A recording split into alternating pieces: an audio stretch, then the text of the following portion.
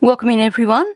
Sorry for the delay. No, Mouse is a Chihuahua, just commenting on that. And Mouse they have a massive backyard that they go out and run around in. So it's more a case of just taking him out and waiting for him to come back in so I can shut the door and not have freezing cold outside. Welcome in, everyone. Welcome in, Dodie, Charlotte, Ariel, Jen, Unky, Teresa. Good to see everyone here. I will just put the comments up on stage so you can see people's comments depending on where you're at. Welcome in, Joel and Sheila. Okay, first of all, and hopefully my MacBook is getting over whatever glitch it's doing right now. I want to say a huge thank you to Sher Cares. I received a lovely little package in the mail yesterday. I've already put one of the wristbands up around my mic arm. And I've also put one of the stickers on my MacBook so that I've got Jack and Lilly there in front of me all the time. So huge thank you to Sher Cares. Very much appreciated. They are beautiful. Yeah, it's so, oh, that's lovely, Dodie. It's such a wonderful thing. I will be sending some of these stickers along to Bonza. I haven't actually told her that yet, but she'll probably find out now if she comes in. So I'll be sending some of these off to Bonza because obviously she spends a lot of time helping out on my channel here.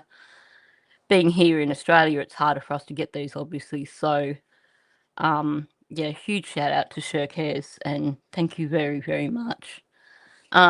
Welcome in, Baby Monkey. Now, a few people mentioned yesterday that they would buy or they'd be interested in merchandise with Mouse on it. I have put some merchandise in that Fourth Wall store now that's got Mouse and a mirror. It's got this, and I'll explain this a bit more. It hasn't got the love hearts around it, and I'll get back to that in just a second. But I have put a few bits of merch in that store with Mouse and a mirror. I've also found in that store a few cheaper items that I can throw in. So I've done that. I've done a lot of research, and it seems that Fourth Wall store is probably the best option. I thought I could set something up through Shopify and have a few different stores, but Shopify charges you something like $56 a month, I think, for a subscription just to have stores, which means I'd be losing money. So you're heading out to see a band tonight. That's fantastic. Summer Breeze. I hope you enjoy it. Welcome in anyone who I haven't greeted yet, and welcome in Summer Breeze. So I have added those to the merch. Now, what you can see in, I know, $56 a month for a store that would probably only bring in a couple of dollars a month for me. So I kind of went, yeah, that's just not going to work. So it is Fourth Wall. That's just going to have to be what it is. What I have done, however, is, and I haven't had a chance to go in and look at how it works, but there's another online thing that I use that I'm subscribed to, which is a postcard thing. Basically, I can post postcards from that from that website. Yes, I've done a mug with with a mirror and mouse on it. I went for the cheapest mug for people who just want to, something cheap. There's also a mouse pad, and I think I did a cap, and I think I did one of the cheapest style t-shirts. I think from memory that's what I did.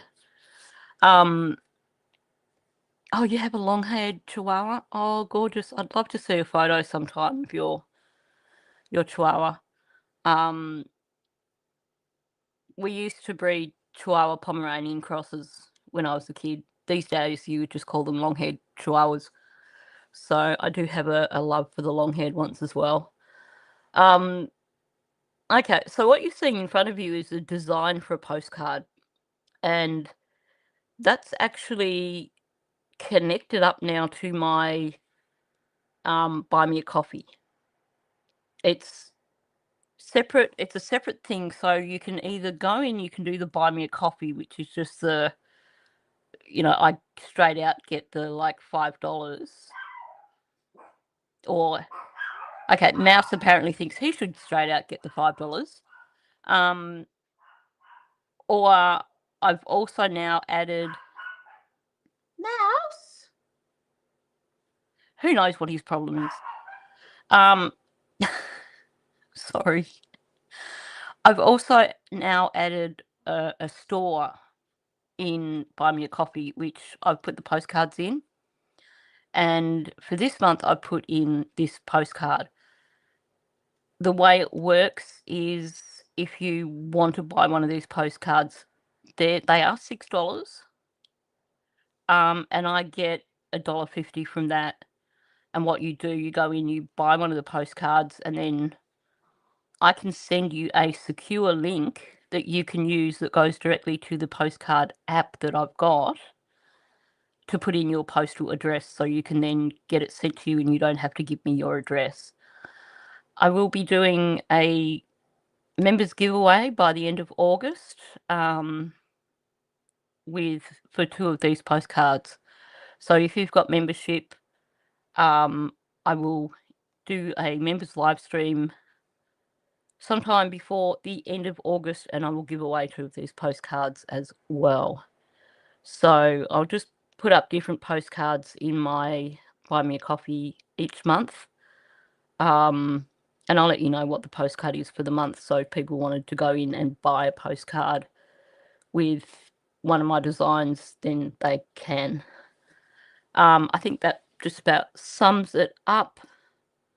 Let's put these 2 back on stage again, because that's why we're here. Tink is a cute name for a dog. Yeah, he probably did. I couldn't hear anything outside, so who knows what it was that set him off.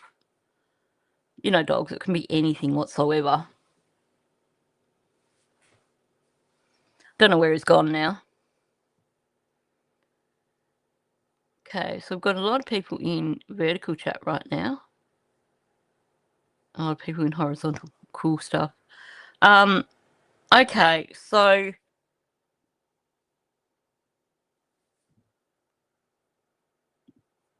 is the mirror and mouse cup only in my YouTube store?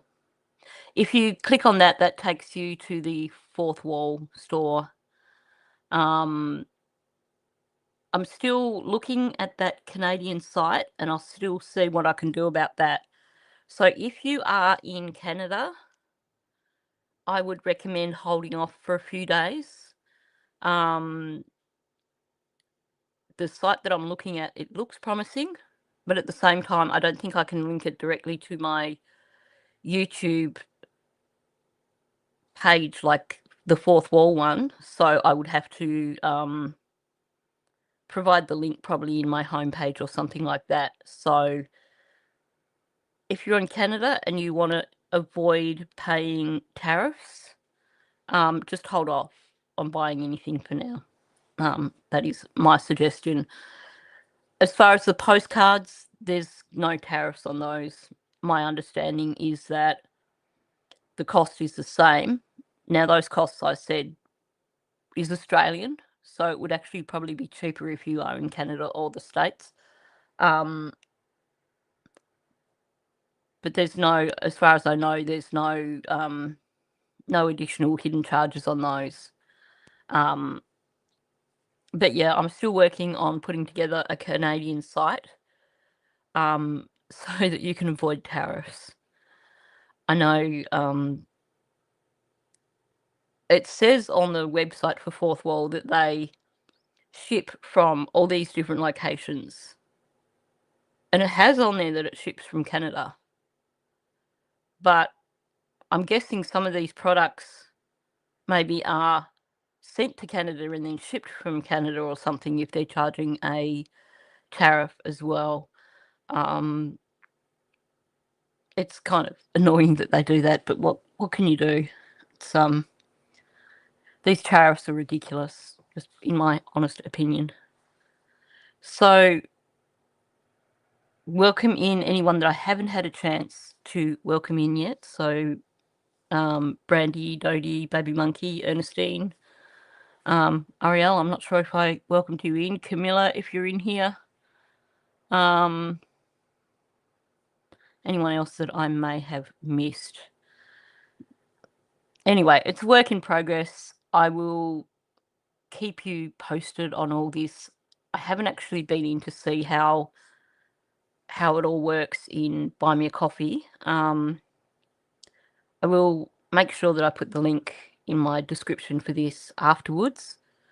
I don't know how that barcode that's on the screen works. I think you probably have to scan it with your phone or something.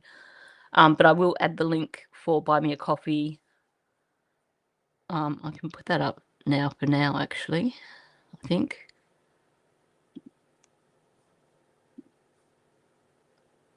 Oh, yeah, no, I didn't put, there's no link in there. Welcome in, Deborah. But I will, after this live stream, add the link for Buy Me a Coffee in my description for the video. So if anyone wants to go in and get one of those postcards, that's how you can do it. But like I said, I will do a members giveaway towards the end of this month. Okay, now who am I looking at? I'm looking at this one.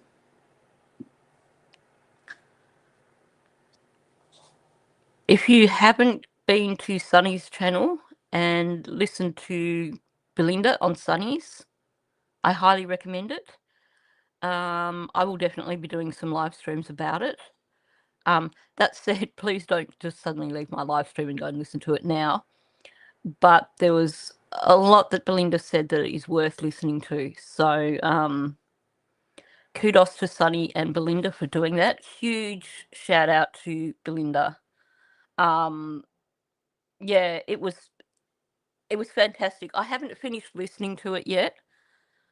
And I need to go back through. You're in the regular chat now, Summer Breeze, the horizontal. I do need to go back through Sunny's live stream. The reason I didn't get an extra video out yesterday was that I basically ended up in bed with a migraine. So I was basically lying in bed listening to Sunny's live stream. And unfortunately, YouTube just kept throwing in ad after ad. So I need to go back through and listen to it when I'm not kind of wiped out and when it's not getting interrupted every 2 seconds by ads. But it was a really, really good live stream. Lots of really good chat in there. Belinda spoke about Cody. There was some things that came out there that she hadn't spoken about publicly before. So talking about Cody having 2 children other than Lily and Jack. Talking about a bit more about Cody and Malay's relationship. And the thing that really struck with me was her talking about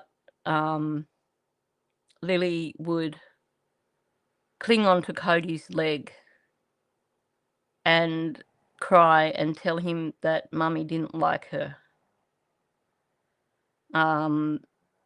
This was after Jack was born, and she was jealous of Jack. But, you know, it was heartbreaking hearing that. I need to listen to it again. I think Belinda did go into it more. And I hope it was just a case of new baby. Lily didn't know how to adjust. But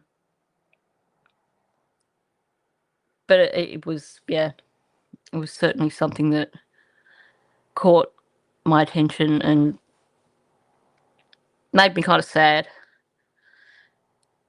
Anyway, I will be talking about that quite a bit. I've got a few things on my job list for today, but if I get a chance, I do want to maybe do a video where I'm just discussing the Cody side of things.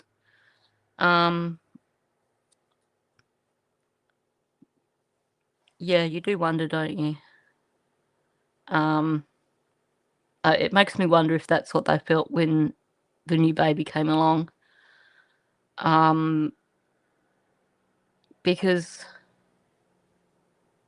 you know, you had Janie and Logan both saying that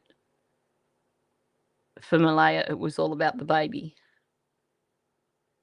So I wonder how much truth there is to that, especially when you hear about how when Jack came along, Lily felt like she didn't, she felt like she wasn't important. I mean, you just look at her little happy little face all the time. She's just, so full of joy. So I hope it was, only a temporary thing. She felt unloved. And that's so, so devastating to hear. Yeah, I mean, I know you've always going to have a change of dynamics in a family when a new baby comes along. But yeah, it was just heartbreaking to hear that. It really was. Anyway, where is this video? Time to jump in and listen to some more of Daniel. So where I left off yesterday, he was heading off, or he was about to head off for another pee break. Be interesting to see how his stories escalate or change after that. Yeah, I do wonder about if he was feeling unloved with the baby coming along, and then with Daniel and his well, let's just say it, violence. Let's call it out. I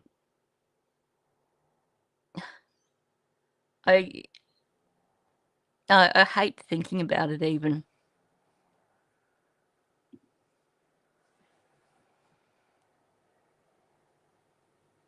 Yeah, and it's the little things like that that make a difference. That's for sure.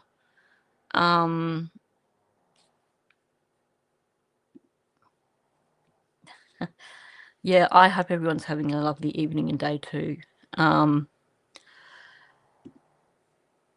mean, I can remember, and I get it now, when I was really little, anytime me or my sister had a birthday even, one of our aunts would give the other one of us a little present as well, which is so sweet. Now, when I look back on it, I think that's so adorable. But it is. It's about, involving them with the new baby, just, making them feel that they belong.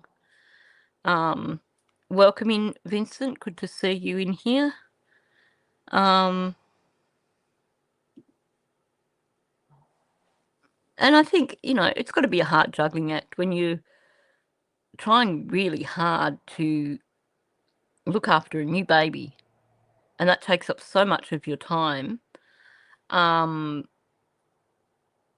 it's a juggling act, but it's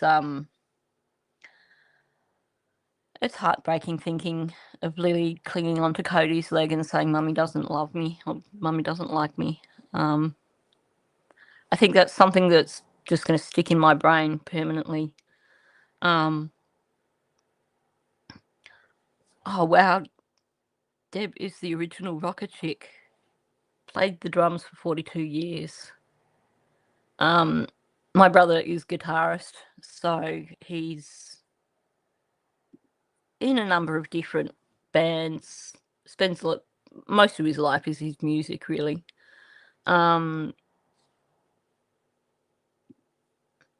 Yeah, I think it's, something that, it's something that stuck with me for life. It's one thing that, I do remember from my childhood is that our aunt would always buy us a little present when the other person's birthday, like when my sister's birthday, I'd get a present and vice versa. Um, it didn't help that my sister's birthday was always on firecracker night. So she always got firecrackers on her birthday, but I didn't because mine didn't fall at the right time. That'd be a good way of supplementing your income. It's the other way around for my brother. He does all his music stuff of a night, and then he works in a music store through the day to supplement his music income, because there's not a huge amount of money these days for musicians. Oh,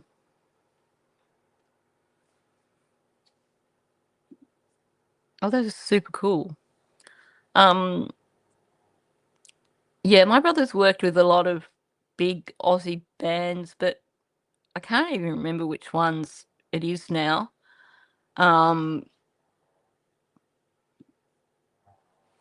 He's sort of, he's, had these connections, but we kind of, just go, "Oh, yeah, okay. Yep, you worked with another person that everybody knows. Good on you."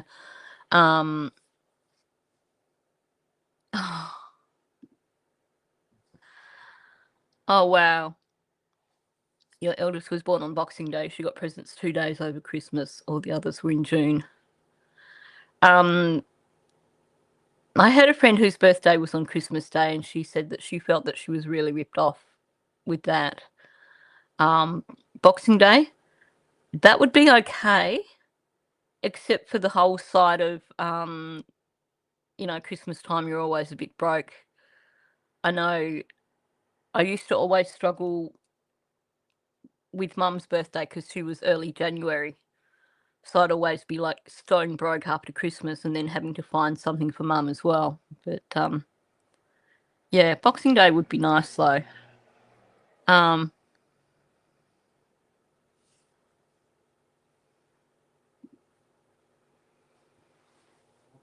Yeah, I know. The whole issue of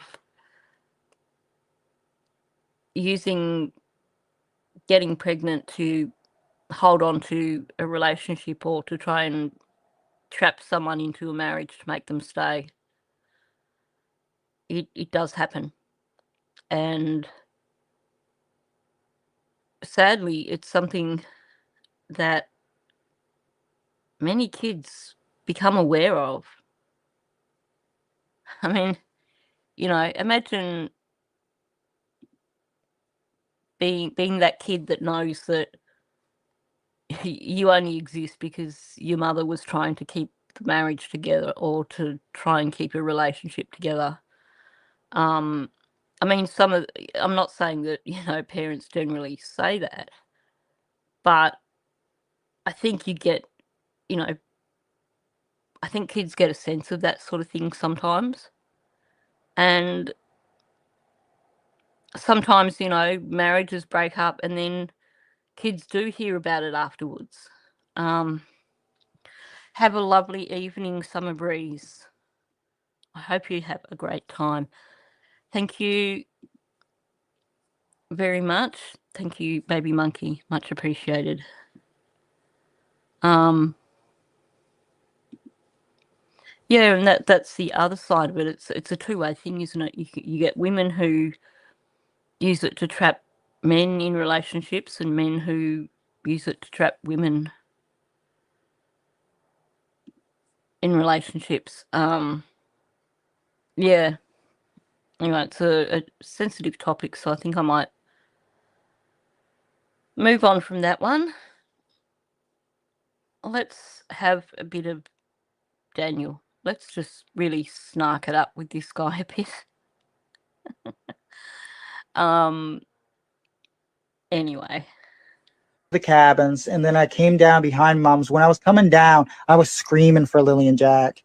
And that's what triggered Mom to, wake up, because she heard me screaming. And when I came back down, I went straight into the house. And see, at that point I haven't talked to Mom yet. I ran straight into the house to go find the keys, right? And jump in the vehicle and start searching. You need a sip of water, I can tell, or something, or more coffee. I can hear it in your voice. Yeah, my mouth's really dry. I know. Go pee or go get a drink. I'll run and grab a drink. I'll be back in 1 second. And then I'll continue the story. Yeah, my mouth's really dry. Of course it is, Daniel. I know, it's ridiculous. He's running with Sunny's question of why didn't you ask your mum if they were in the RV with her. But like I said yesterday, you would at least ask her if she'd heard them, if she'd seen them. Yeah, exactly. It's like he's so relieved that Sonny's like, yeah, go get another, go hit that pipe again, Daniel.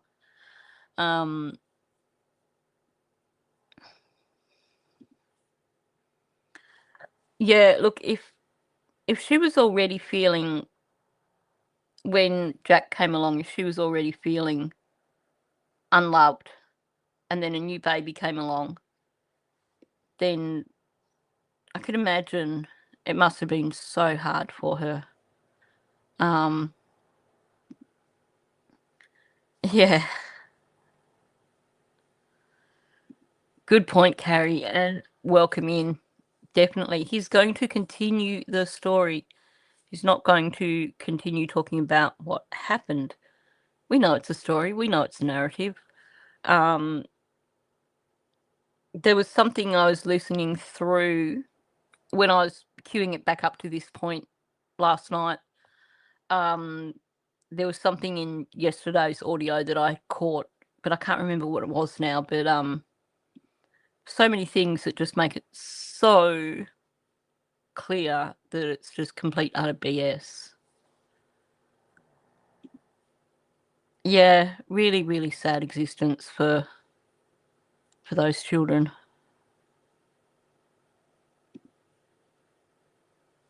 It certainly sounds like it, doesn't it? The way Daniel was saying yesterday in the audio we listened to, where it's like, now Lily, got to make sure that door's closed, and Janie talking about, all you hear is Lily going, come on, Jackie, let's go, Jackie. It does sound like she was mothering Jack. And, little 6-year-old. It's his story. So true. Welcome in, Kathy. Good to see you here. Okay, now that he's had his latest hit of his pipe, let's see where this goes. Okay. I'm back now.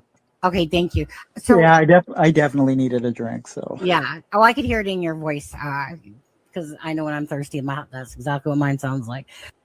Okay, when I was coming back down the hill behind my...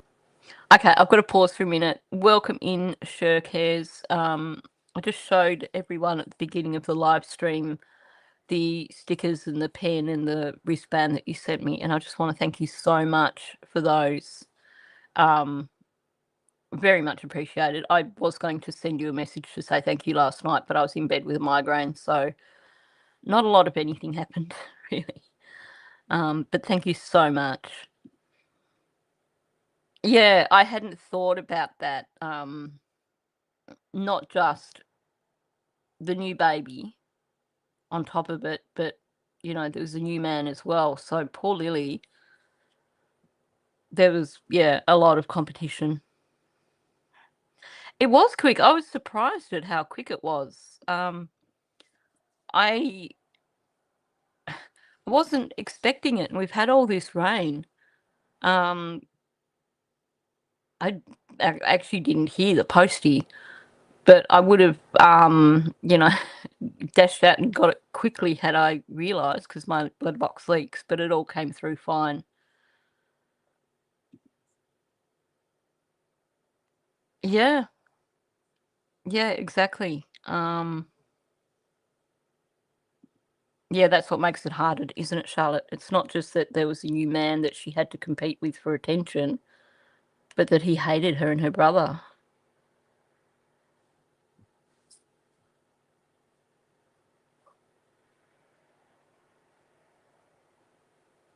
Oh, controversy? I don't know anything about controversy. I know that well, I do know that she was in someone's live stream about a week ago, and that person, two people were on panel, and they kind of ganged up on her, and they were really quite horrible to her, and then the content creator blocked her. And that was just from her asking a question. I was actually really quite distressed by it, and I had to message Belinda afterwards, and just, you know, send her a bit of love. But I did find it quite distressing. Other than that, I'm not sure. I know she's been posting some things on Facebook lately, just venting, just expressing her frustration and anger over the way some people have been acting in the case. I thought the live stream that she did with Sunny was brilliant. And I think she did bring some of that up. She spoke a lot about Cody. But unfortunately, yeah, welcome in, Marilyn. I said this before, if you haven't, like, please don't abandon me right now, but if you haven't seen the live stream from yesterday that Belinda did with Sunny, it's fantastic. That might clarify probably some of that stuff that was going on. But yeah, the stuff with the other creator, I was really distressed. I was quite upset. I thought it was quite mean. It was, yeah, I think there's probably a lot of people who were affected by it. Yeah. I think people have forgotten that she's the grandmother of these children. She's entitled to ask questions. How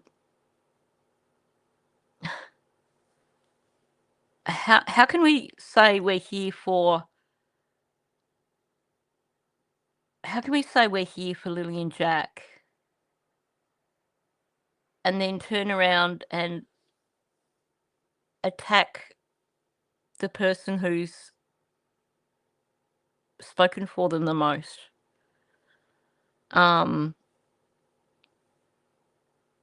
Belinda I did caught I did catch the end of. I haven't caught all of that live stream, but I did catch the end of it because I was just getting audio for myself, and I didn't want to get the rest of the live stream. And she really did sound exhausted by the end of it. I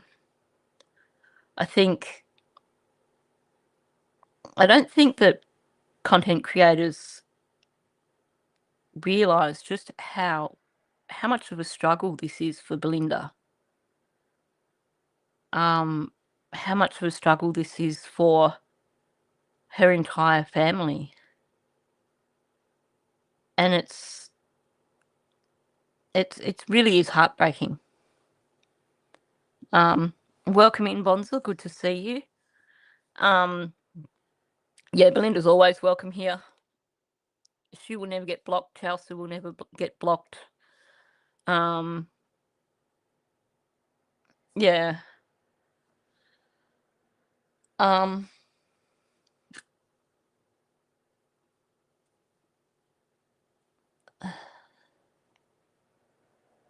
Just, yeah, I won't put any of those comments up on stage, but I just cannot. I just can't with the idea of blocking a grandmother. Belinda and I don't always see eye to eye on everything. She'll be the first to tell you that we don't always agree on everything. But at the same time, I have huge respect for Belinda, and I will do anything to help her find her grandchildren, and to support her.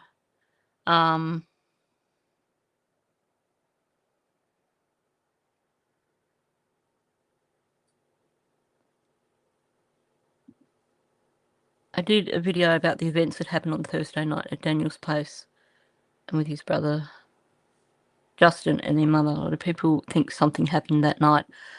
I do believe whatever happened to Lily and Jack happened on Thursday night. From Janie's account of after they got home, and she's like, she came out and Jack was digging for bugs and worms and everything. To me, that's the last solid account of the children that I can actually hold on to and feel that there's a bit of reality to it. After that, everything is so airy-fairy. It's lacking in details. It's lacking in any sort of connection to a timeline. You cannot, anything that's said after that, you cannot sit there and attach it to a timeline. And you certainly can't sit there and attach it to anyone else's account.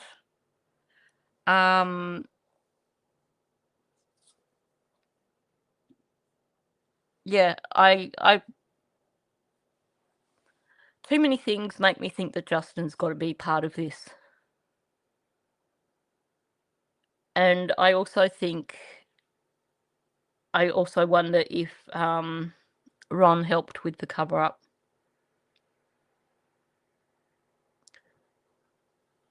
There's things there that point towards him helping out. But I think most people now seem to think that it's Thursday night. When I talk about it, I don't see a lot of people saying that they don't believe it was Thursday night. There's nothing seems real after that. That is such a good question. Unless he was and we haven't been told about it, but it doesn't seem that way, does it? Because they've said there were this number of polygraphs. And we look at those, we can figure out who was polygraphed. So I don't know. I hope they've at least interviewed him. just to make sure that they have actually ruled him out. Because why was a grown man sitting in the driveway of the property crying on the Saturday? That's one hell of a reaction over children who are simply missing. I know. That is another one of those leaks from Daniel that it does send a chill down your spine, doesn't it?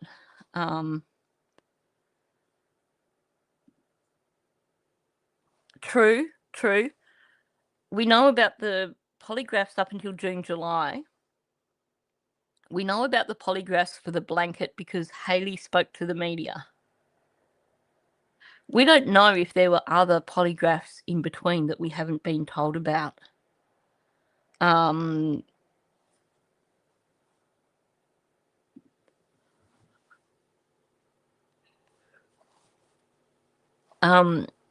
Alison Gerard, who's like the media liaison, has basically said we won't get anything more. That to me says that they're at the point with the investigation where anything else that they could release now would compromise the case. I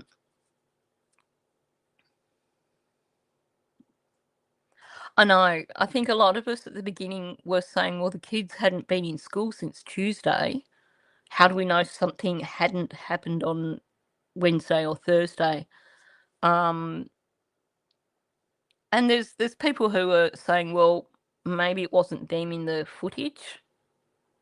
But I think given how determined Daniel is to see that footage, and also I don't think the RCMP would, well, I don't know, it depends, because it would depend on strategy. I kind of feel that it was them in the footage on the Thursday. So it does, to me, make it after they got home on Thursday.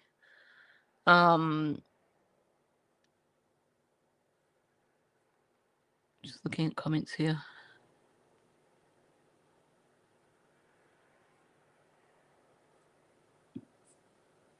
Yeah, exactly. Jack was no slouch when it came to leaping around. We've got some gorgeous photos of him. I love that one where he's been running along like a log or something and he's leaping off. He would have been more than capable of getting out.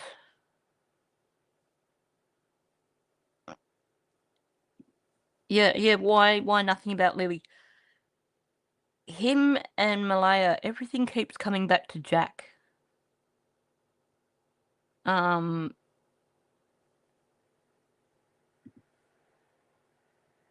That's true. There's this whole block that's redacted. The most recent ones, yeah, we couldn't figure that out. We speculated it could have been Patty, but we have no confirmation of that. That's for sure. You're so right about that.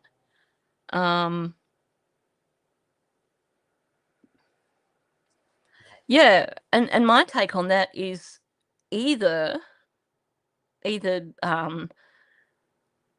they passed because they're so comfortable with lying that they didn't get any response, and I could believe that with Daniel, or the police have lied.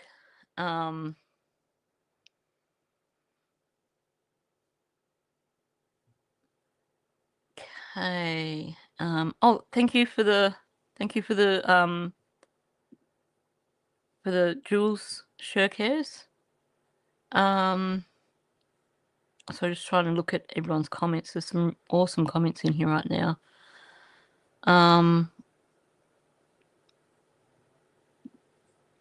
Yeah, that's a huge sign, isn't it?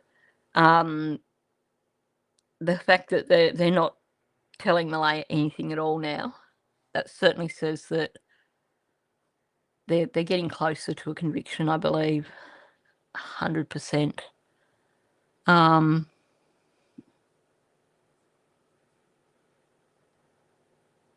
See. Yeah, some people don't have conscience, that's for sure.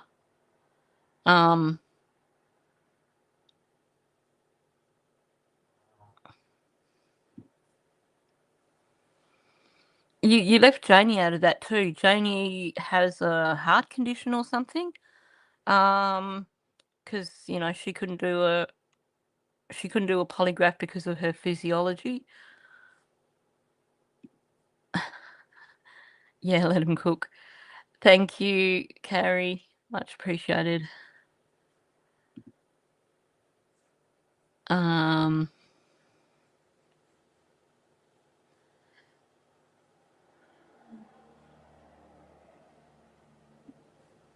Oh yeah. Well, when you look at things with the Maddie Soto case, they can also tell things slightly differently. So in Jen Soto's was the recorded interview. It was the one where it was the immunity one, and he hit her at the beginning of the interview with, "You said you didn't want Maddie to come home on this interview." Now he knew exactly what Jen said.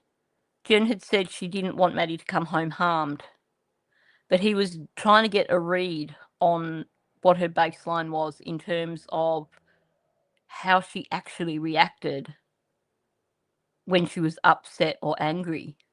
So he intentionally said to her that this is what you said, and she fired up. So there's a lot of different strategies that they will use, and they will lie. That they're allowed to lie.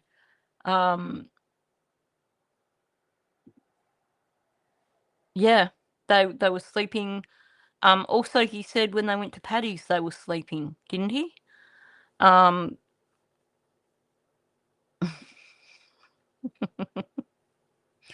Sorry, I could actually hear Janie's voice in that.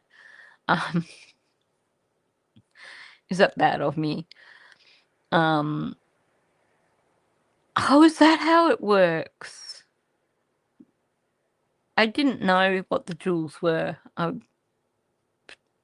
Someone was asking me about it yesterday, and I was like, I'm not really sure. Yeah, for little kids, thank you very much, sir. For little kids, they really did sleep a lot in the car, didn't they?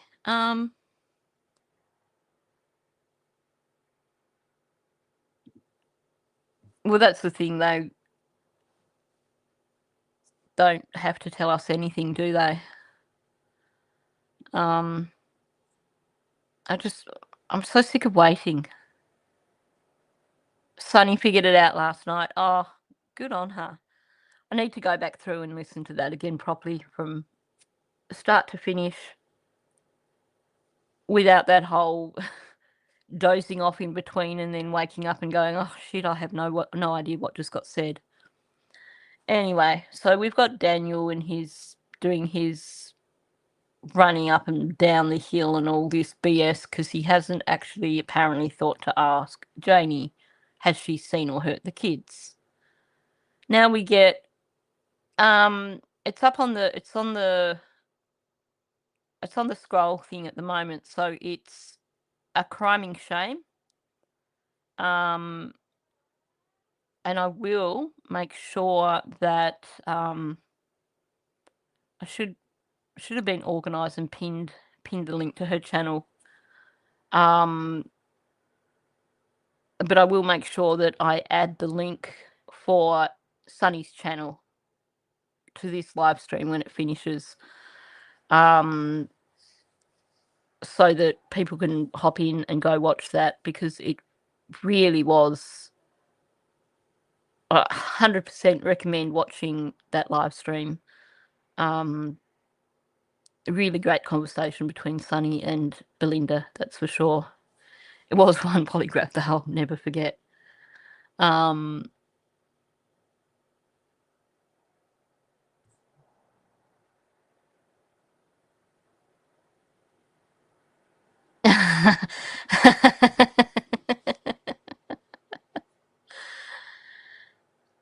Yeah, what wine do you have when you have a neighbour for lunch?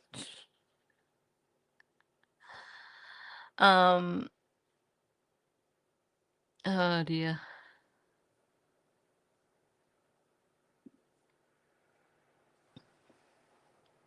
Yeah, I think so too. I think there's evidence in there, and I think it probably is the black eye because of how desperate Daniel is to see it.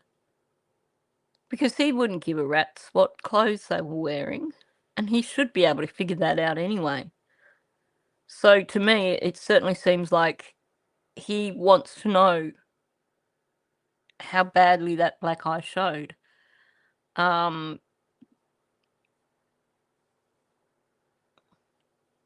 She said we'll be on tomorrow to Sunny. Oh, cool. Yeah.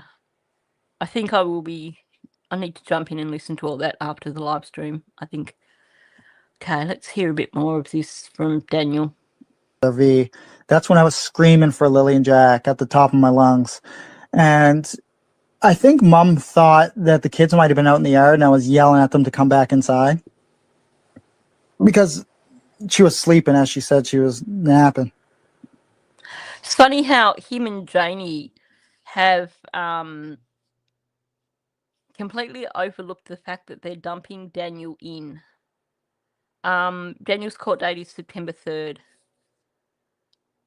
They've both completely overlooked the fact that they're admitting here that Daniel would yell at the children.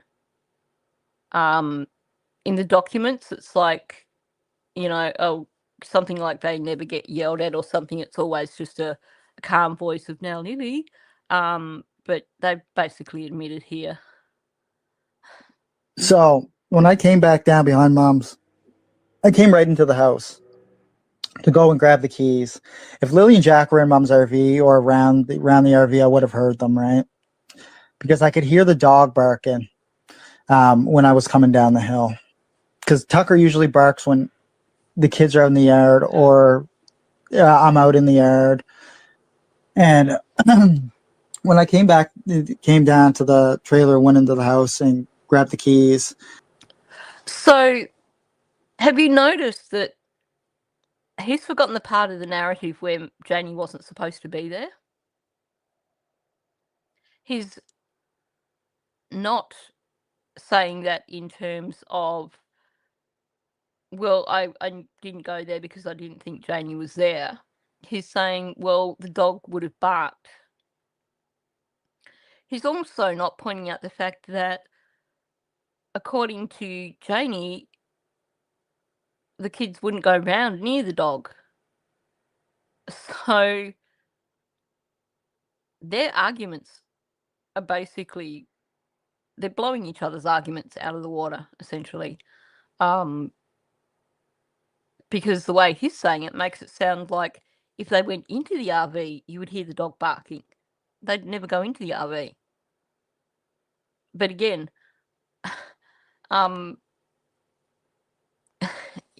he's ignoring the part of the narrative where supposedly Janie wasn't there.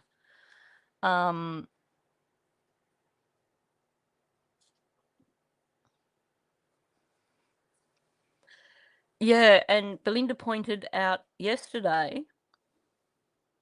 What are you doing? Don't you pester her. I think Mouse is in a devilish mood. He's looking at a mirror and he's gone now. I think he was just about to start pestering her. Sorry. They both claimed Lily poked her head in the room. When Belinda asked Malaya when she last saw Lily, Malaya said, or when she last saw the children, she told Belinda she last saw them when she put them to bed on Thursday night. So their stories are falling apart.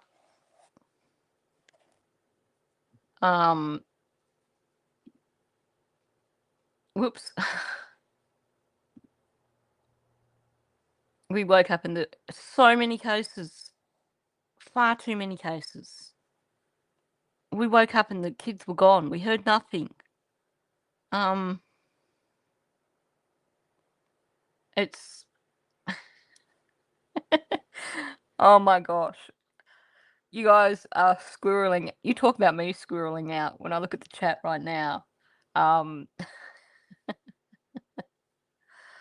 Oh, seriously. Anyway, but more of this. I came out through the front door. That's how I know the kids didn't come out through the front door, because the wrench was still jammed in the porch door on the outside. So I went and I proceeded to go to the car. So he's got that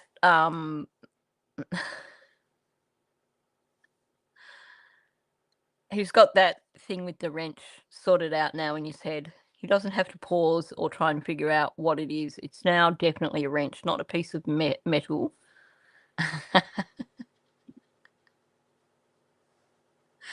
Squirrelating. I like that. That's a good word.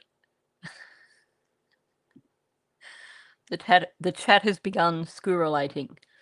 The wrench keeps moving. The wrench was on top of the door. Then the wrench was a piece of metal stuck in the door. Now there's a video that I keep meaning to put up onto my MacBook, and it's on my phone, so I can't show it right now.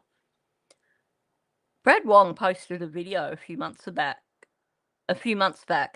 That was a meme, and it was something along the lines of, if you're not happy with something, throw a wrench at it. And I thought it was a dig at Daniel. Okay, there's lots of comments in here. Yeah, funny how they all needed to sleep till 10. What are you doing? Do you have to go out again? Okay, well, on the outside, I will rewind in just a moment, but I have Mouse doing a little jig in the middle of the room and staring at me like he can, like, penetrate through me with his eyes.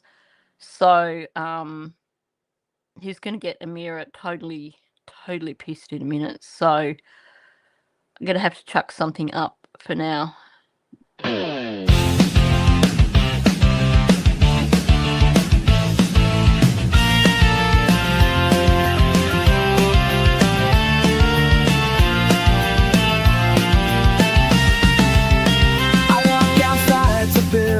So tall, the cars are parked and watching me, they all they speed away. When I step out the door, they take my picks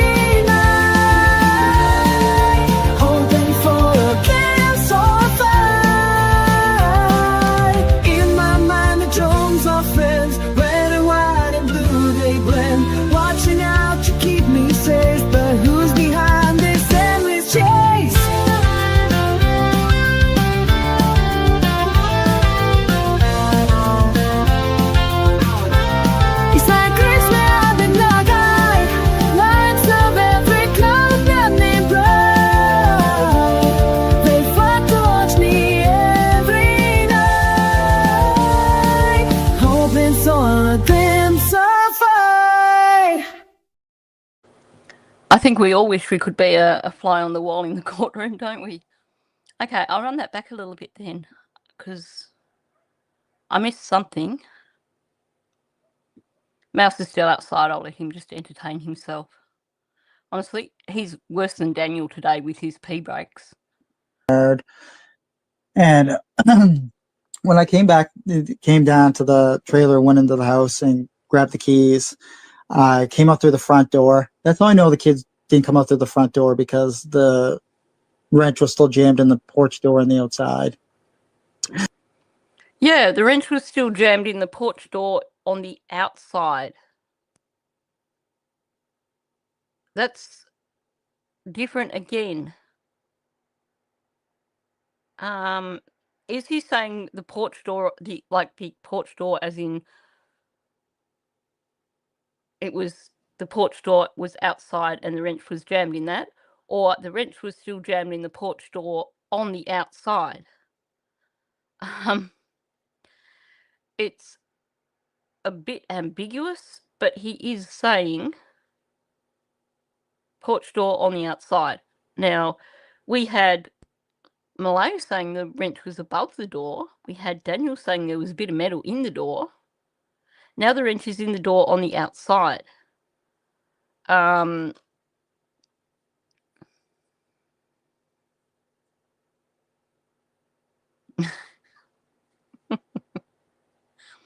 It was on the inside to keep a bear out, while there was an unlocked sliding door and a hen house full of chickens to distract this mythical bear. Well said. Yeah. Exactly. It's to stop someone going out the front door, because it would be much easier to just simply dash out the front door and make a beeline straight to a vehicle, as opposed to going out the sliding door, which probably would be heard, going up the yard, being seen by Jamie. Now,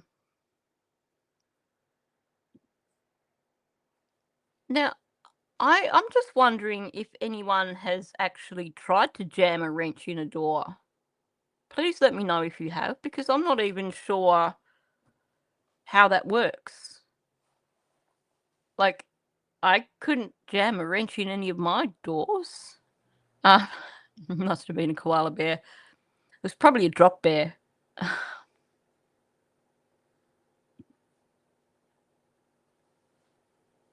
Yeah. So he would have to put the wrench in the door, then go to the other door, hoping he doesn't get eaten by the bear on the way there. If the door was locked, he'd be screwed.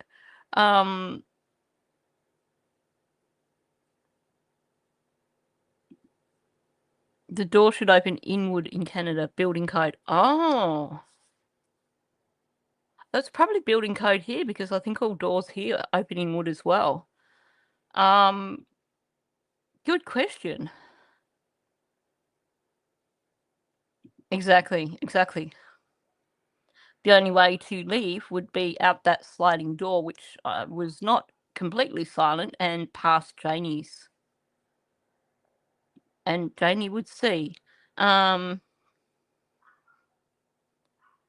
see. I know. There's 2 or 3 versions of pretty much everything, isn't there?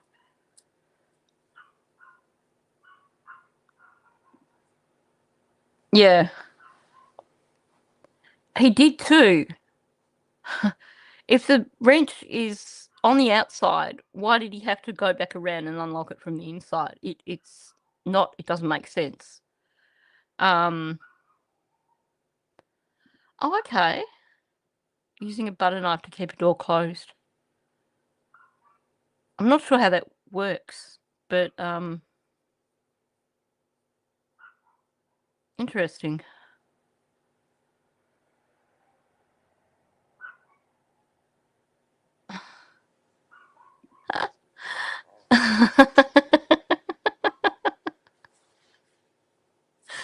Yep, there's smart bears out in Pictou County. They know that it's not trespassing if they use the front door. Yeah. Oh, there was nothing to code with that trailer, that's for sure. That is for sure.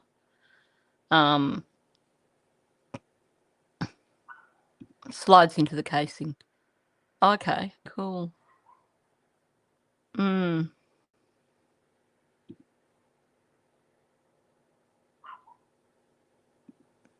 Yeah. My friend used to do that. Just put it in the tracks and you can't open it. We had windows that used to slide like that as well. And we used to do the same thing and put a bit of dowel in the tracks. Okay, I'm ignoring that little turd of a chihuahua who's outside barking at the birds. So I went and I proceeded to go to the car, and that must have been, I can't speak for Mom, but that must have been when Mom. Why does he proceed to do everything? Who says that? I proceeded to go to the car.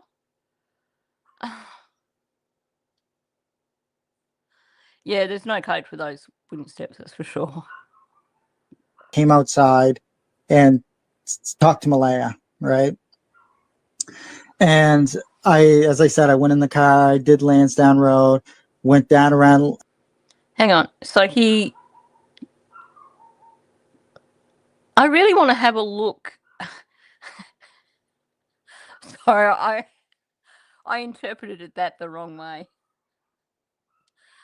I know you were talking about using it to stop a sliding door, but anyway. I need to do a side-by-side of all his different versions of this as well. Kids didn't come out through the front door because the wrench was still jammed in the porch door on the outside. So I went and I proceeded to go to the car, and that must have been, I can't speak for Mom, but that must have been when Mom came outside and talked to Malaya, right? That must have been when Mum came outside and talked to Malaya. What, as you were proceeding to the car, but you didn't see her? Like,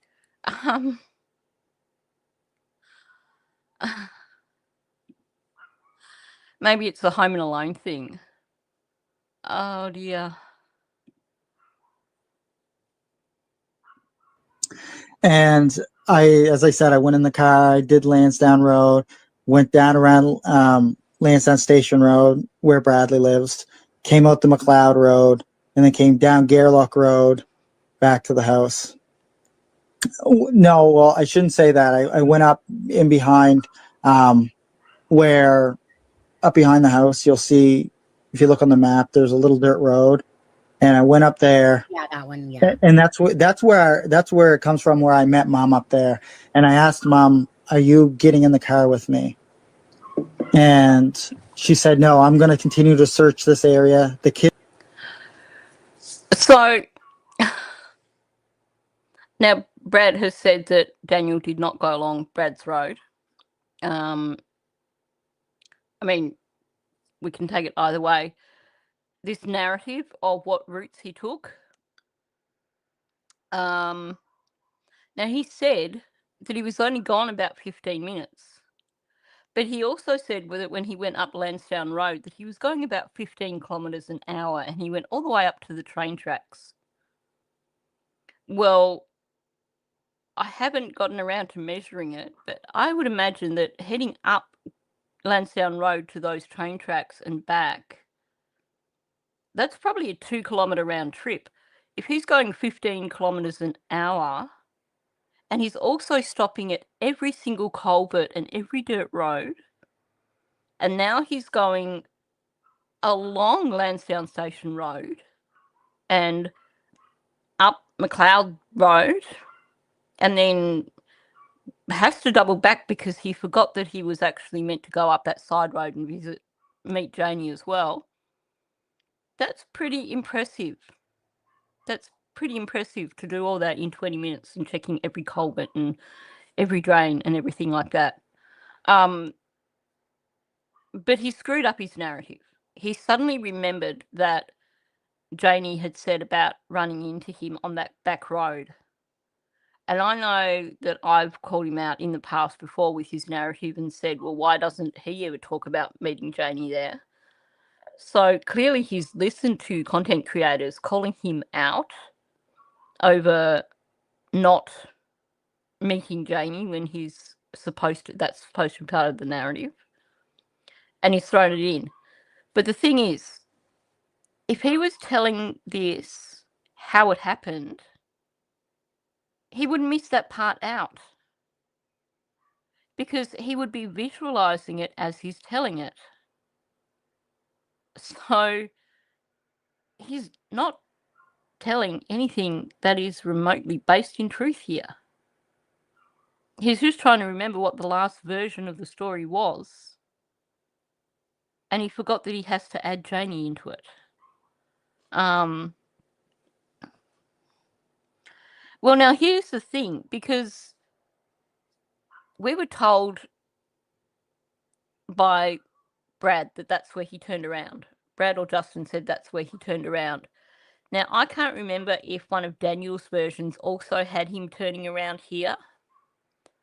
But then, more recently, he's changed it to him going all the way up to the other train tracks, like further up Lansdowne Road, and then turning there. So going like all the way up Lansdowne Road and turning, which I think he did that so he could turn around and say, well, see, look, I did go all the way up Lansdowne Road and I didn't see the blanket. I'm buffering. So frustrating. I was having issues this morning with, I don't know if it's StreamYard or my computer, but when I was setting stuff up in StreamYard, things were going haywire. Not buffering for you. Well, Janie's narrative does seem to be a bit isolated in places, doesn't it? And, you know, was it Sunny or Charmaine asked Daniel, when did Janie tell you that she heard the children? And I think he basically said, oh, I don't think she told me, or something like that. I'd have to go back through. But there's so many instances where you think, was Janie there? Welcome in, TJ's mum.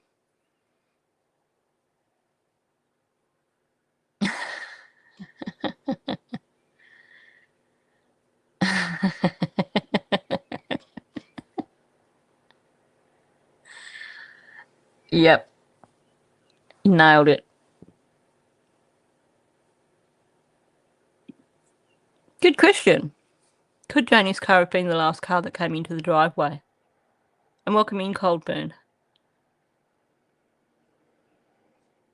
Maybe he used Janie's car as part of the running around and doing stuff.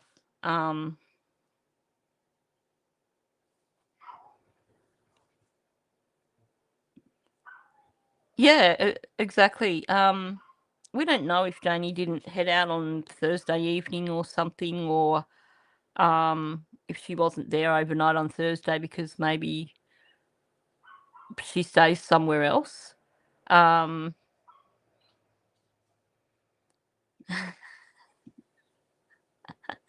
He does need a pair of underpants over his outfit, that's for sure. I agree. Oh dear.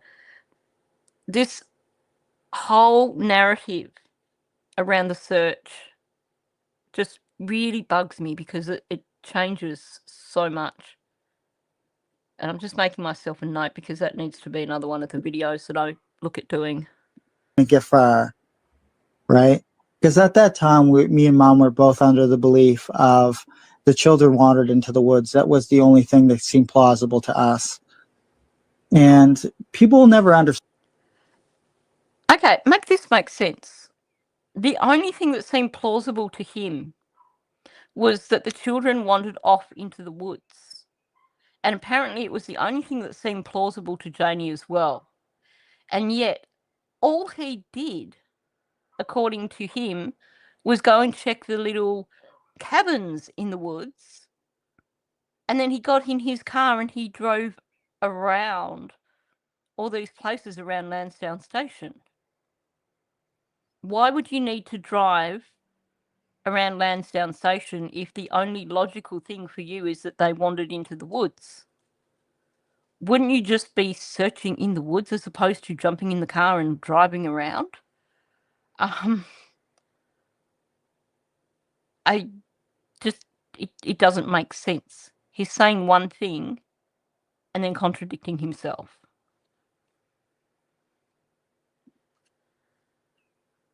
I think I've certainly got questions about that as well. The Justin situation bothers me because Malaya said to Janie, not to Janie, to Belinda, that Justin was staying in the RV.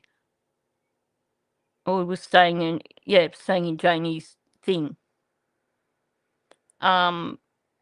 We had the story of her staying the night at a friend's or a boyfriend's or something. She could well have been brought in as an alibi. Because they're all hanging their stories on Janie heard the kids. Even though apparently Daniel and Malaya didn't hear them playing in the yard. They're certain they were playing in the yard, but they didn't hear them playing in the yard.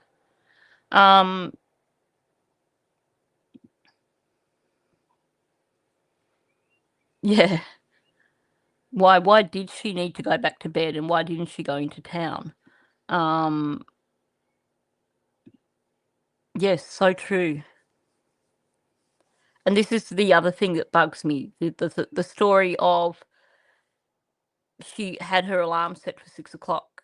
She messaged the school at 6:17 or 6:18 to say they weren't going to school. But she didn't check that they were... Actually, she didn't check to see how they were. Like, I'm sorry, if your kid's sick, that pretty much takes up, like, what, 90% of your brain space? So you're not going to just go, oh, yeah, the kid was sick yesterday. I'll call him in sick. I won't check and see how they are now. You know, that they could have a massive fever. They could have developed a massive fever overnight, but I'm not worried. I'm just going to sleep in and I won't check on them. Yeah, I think they were all very busy Thursday night. I think there's not a lot of sleep that was happening around that area Thursday night. And I think it's not just those three. Sorry, just jotting something else down. Honestly, you should see my notebook after a live stream. It's always a mess.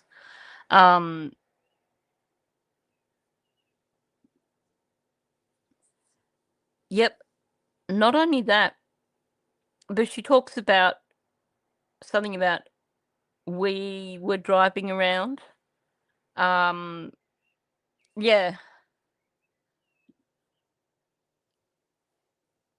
She mentioned something about we were driving. Not Daniel, we were driving. And see, that's the big thing for me. Daniel, in these live streams with Sunny and Charmaine, has started pushing this whole thing of, oh, my apologies, I spoke over the top of you. I'm sorry, I just do that because I've got ADHD. He never does that up until Sunny and Charmaine.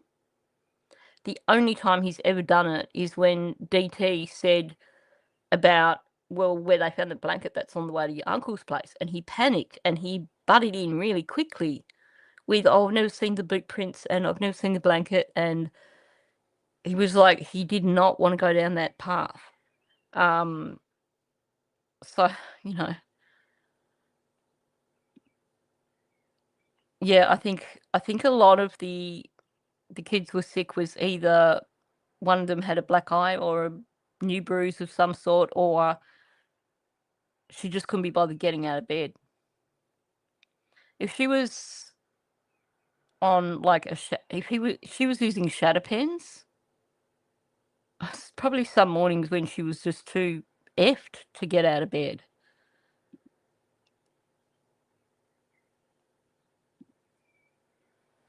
That's the question. What happened after they were seen on CCTV? There is nothing when it talks about Malaya FaceTiming Cindy. There's no definite mention there of Cindy seeing the kids. All we get is she would have seen the children. She would have seen the children if, when, what. Like, there's only a half a thought there. Now that I'd love to watch. That I'd really love to watch. They would struggle, wouldn't they? They would really struggle. Oh.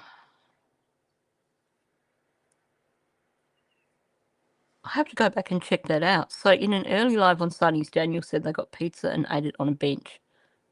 But in the documents, they got poutine at Acropole. Not only that, the whole thing with Tim Hortons and Malaya thinks she got the kids a bagel. She doesn't know, but she thinks she got them a bagel.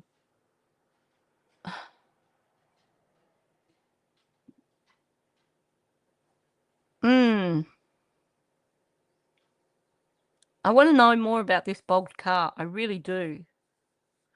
Thank you for that, Sure Cares. Oh, hello, Taka. Good morning. Good girl. Door's open. Taka's finally surfaced. Oh, dear. He has CRS, can't remember shit. Oh, I know. So many different options for them. Crazy. Utterly crazy.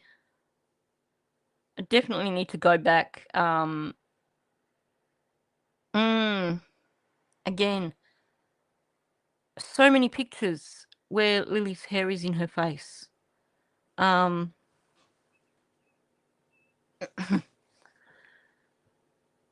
Mouse. Mouse is going to pester Taka now. Honestly, it's worse than having toddlers some days. Exactly, that is the truth of it. It never happened. That's why it's all so vague. And the stress level that runs through your mind. I mean, the stress level that Hang on. your mind has. I'm not sure what he was talking about there. Me and Mom were both under the belief of the children wandered into the woods. That was the only thing that seemed plausible to us. And people will never understand the stress level that runs through your mind. I mean, the stress level that your mind has to endure at a time of crisis. Most people will never be in the position that I was in at that time, that my mother was in at that time, or Malaya was in at that time. Oh, get out the violins. No, Taka didn't let me sleep.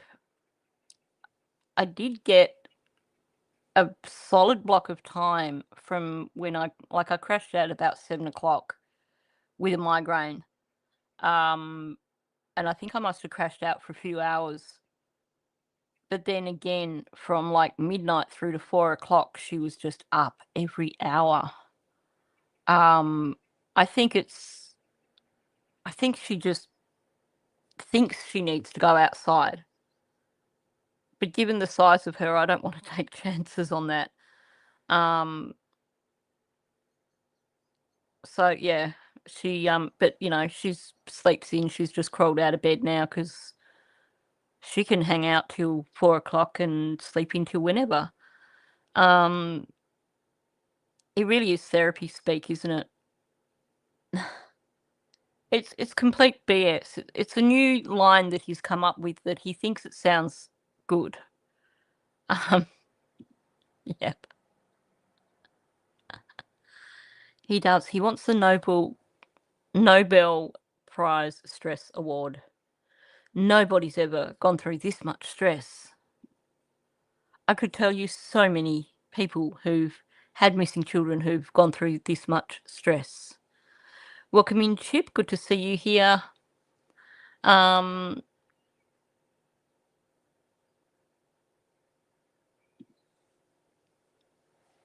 Yeah, quite likely that. I don't think Daniel was panicking that day, because I think he was just so rugged out that, yeah, I don't think there was any stress in it for him, because he was hitting the pipe beforehand, in my opinion. I honestly think that he was on a bender for several days.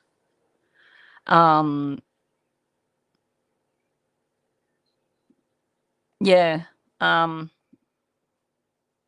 They do have the banking statements. They'll know, but we probably won't ever know. Unless I don't know how those things go in courts in Canada. Like, I mean, in America, things are so transparent. But I'm just getting a sense that even if this case goes to court, it's going to be not so transparent.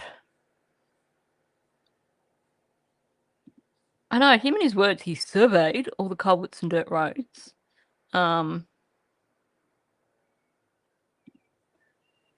Yeah, and I hope, presumably they got banking records from Paddy as well. But they obviously wouldn't release that. But that's a really good point.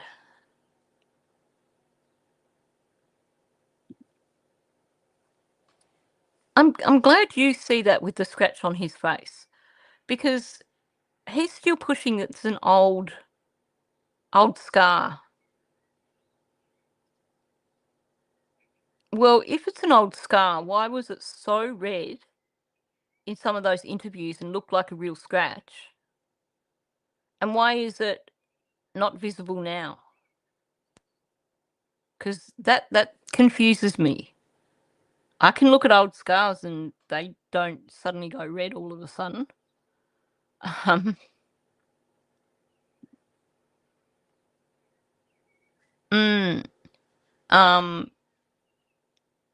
Yeah, I bet that old scar got irritated.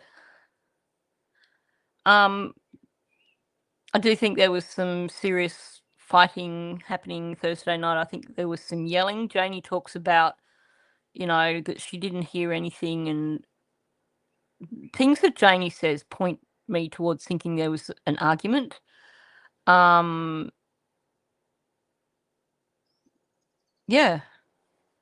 Now, some scars take a while to calm down. Like, if you've got a surgery scar, that can take a long time before it finally goes white. But a scratch on the face is not going to suddenly come up red and be an old scar that you've had for like 10 years and then go white again. Did he say that as well? Another time he said it was an old scar that he'd had for years. It was a scratch. There's some really clear shots of it in the interview footage where you can see it's definitely a scratch. It's not a scar. But, Daniel wants everyone to think that it is. Again, it just makes him look all the more guilty. Exactly. When they go white, I've never had a scar that's gone white and then suddenly gone red again.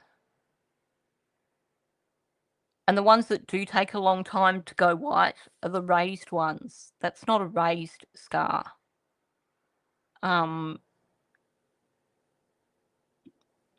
Yeah. I wonder too, with the footage that they won't show, if maybe that shows perhaps 2 cars were taken or a different car was taken.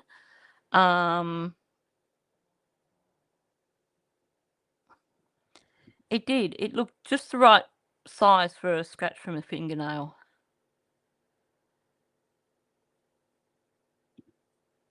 Ouch.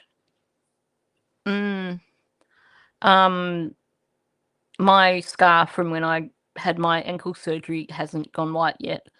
That's kind of an ugly scar. and I had burns, and they took well over 10 years before even just the skin discoloration kind of started to vanish.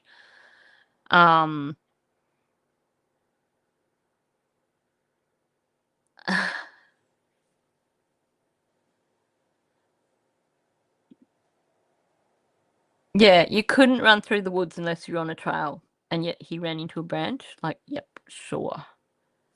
Yeah, it certainly does seem like a scratch.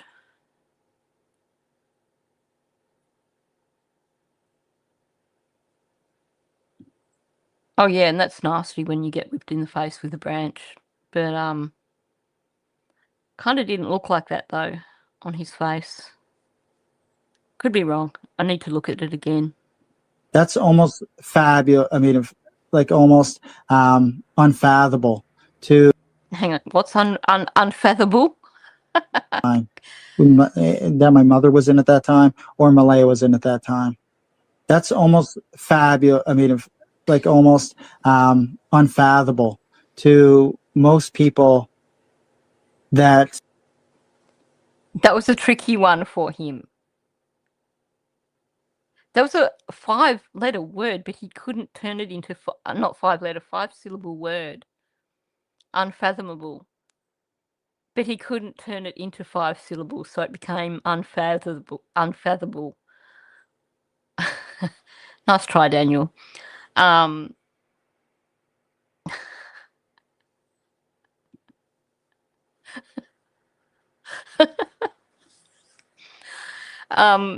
Maybe that page in the book was smeared. It sounded like he was going to say fabulous.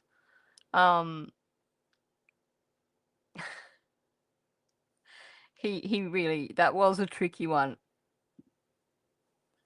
I think he probably needs to stick with the 3-syllable words. Once you start getting into the 4 and 5-syllable words, that's when it starts becoming a challenge.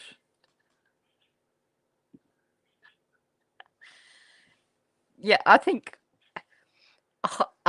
unfathomable is exactly like hysterical, and dromes with an M.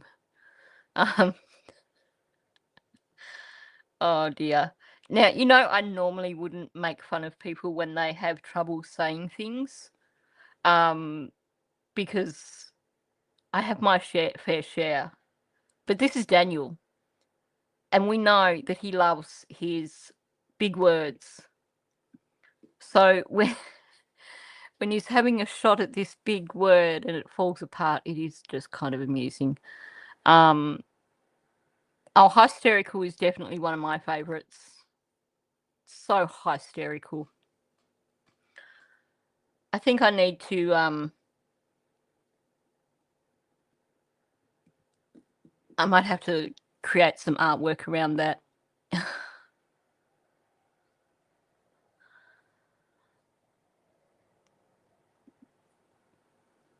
Well, I do wonder how that ATV was so clean.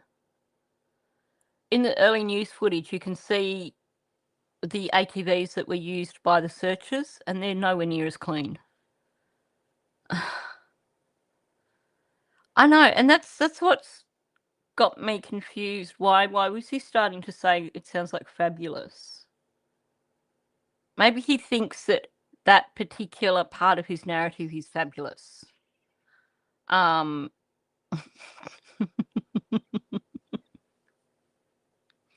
He is unfathomable. That is for sure.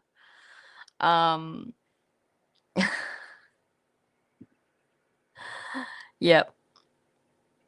He certainly was. He was pushing the boundaries of the thesaurus. Poor Daniel. just don't understand that. It's. Hang on. Let's just listen to that bit again. Just try and figure out if he was actually trying to say something intelligent. I was in at that time. That's almost fabulous. I mean, like almost unfathomable to most people. That just don't understand that. It's such a hard concept to grasp, being in such a tragic moment and trying to think on your feet and think properly.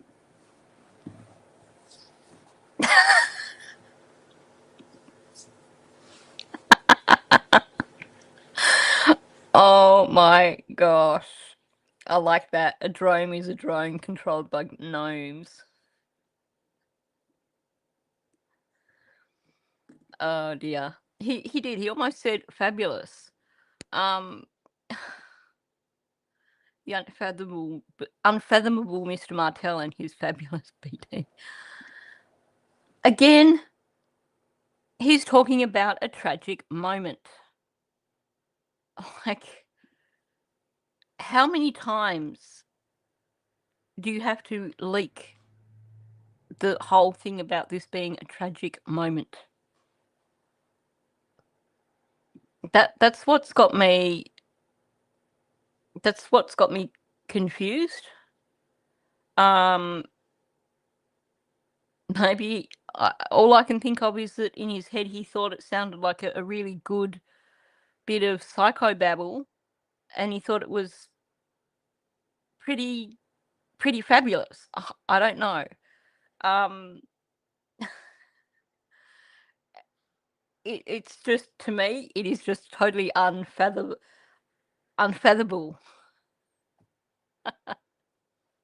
I can't even try to pronounce it wrong. What did he really say? Your guess is as good as mine. I don't know what he was trying to say.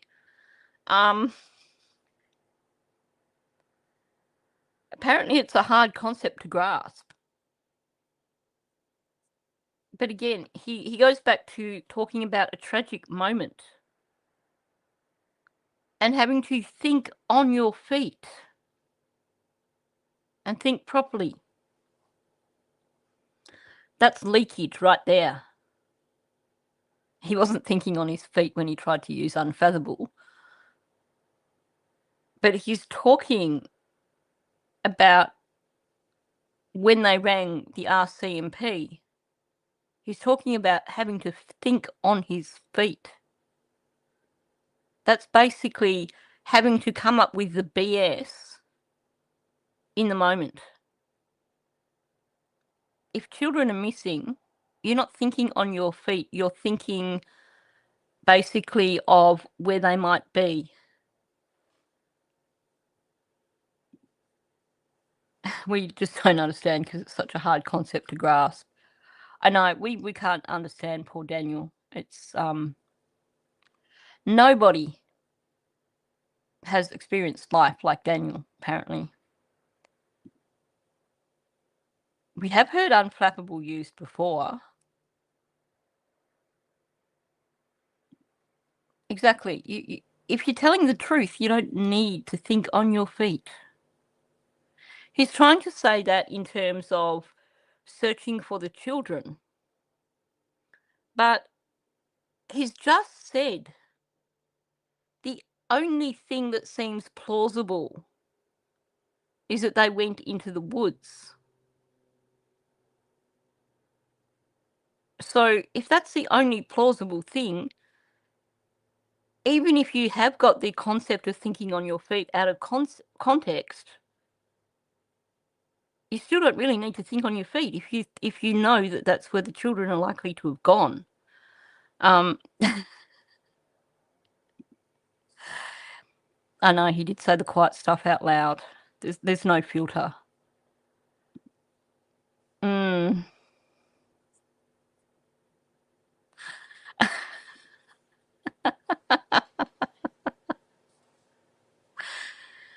You use the same thesaurus as Daniel, presumably.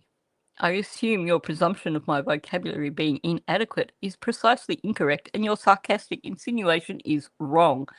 Yep, that is correct, Daniel.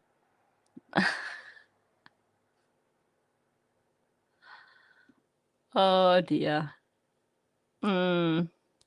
He just keeps stepping in it so much. Yeah. thinking on your feet is not actually telling the truth. Thinking on your feet is basically, yeah, coming up with your alibi, figuring out what lies you can come up with.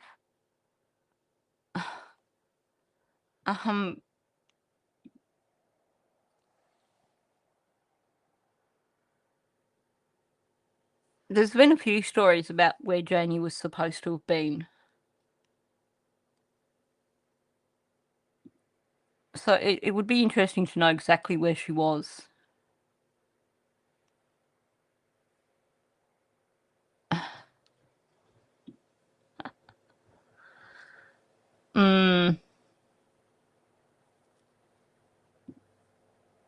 Yeah.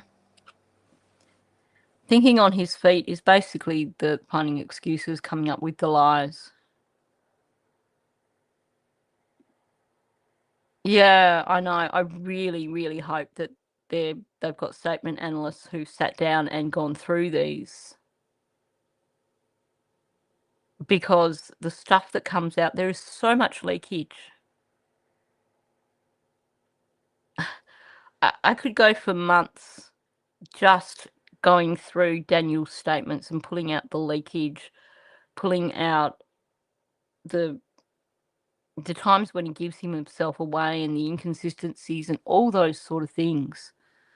So I do hope that RCMP actually are paying attention to this. And so after that, I came back down to the house.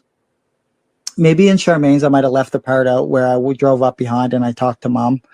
And she was still searching that area. I came back down to the house. I don't know if that was in the part with Charmaine's, but I had to clarify that. Yeah, because I can't remember which version of the story I told then. So now I've got to try and figure out how the story went again. So I'm just going to stall while I try and remember what the next part of the story is, because I kind of got out of sync, and because I had to add this extra bit. That's basically what he's doing here. He had to add in the part about going up that side road and seeing Janie, and now it's stalled his narrative. Because when it's a made-up narrative, if you want to put a wrench in it, essentially, you stop them, or you ask them to go back to a different bit. You ask them to tell it in a different order. And that's what has happened here, because he's trying to incorporate Janie's story into his own narrative.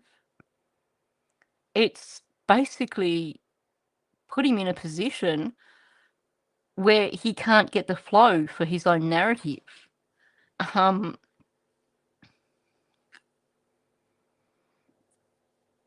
You can just pick what you like, I think, with that now. That what they've said, there's 20,000 different versions. So I think at this point in time, you could just make up your own version, really. Daniel would probably tell you it was right. We'll need him up for all the leakage videos, that's for sure.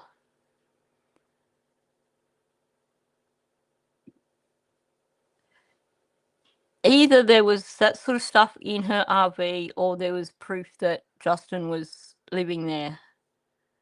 But what frustrates me the most is that under the Missing Persons Act, they could have just said, get your dog out, we're searching now. Full stop, end of story. But instead they were like, let's be nice and get a warrant.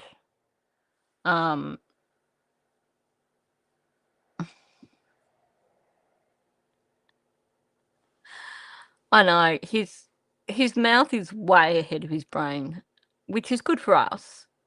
But not good for him, that's for sure. And you're right, and he's volunteering these. He really doesn't notice at all. And, add that to the conversation, because I don't think I totally might have skipped over that aspect of that original part when I was in the car, where I was up back All I did was just drive up back a little ways and did a U-turn and then come right back down. But on that way, I talked to Mom because she was at the top of the hill. Yeah, no, Daniel, Janie said that you kept going. She said you ran into her and she said, "Did you find the children?" And you said no. And you said, "Do you want to come searching with me?" And she said no. And she went back down and you kept going. But now apparently you did a U-turn and drove back down.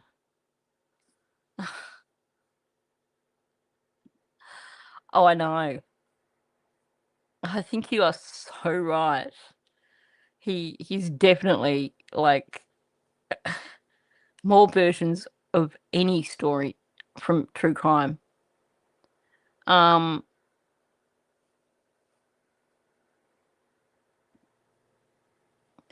I think too, if you saw the inside of the house with the Phoebe Bishop case, if anyone was following my channel back in like around the time when this case first started, Phoebe went missing on 15th of May last year. And after arrests, the owner of the house showed media inside the house and there was just black on the walls. So I think if they were actually doing it somewhere where it could be smelled on the property, I think for starters, anyone who'd gone into the trailer would have seen any black on the walls if it was in there. Smells like ammonia. So I don't know any of that stuff. So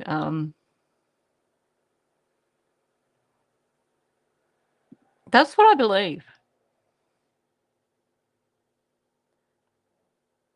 They were trying to find that piece of blanket.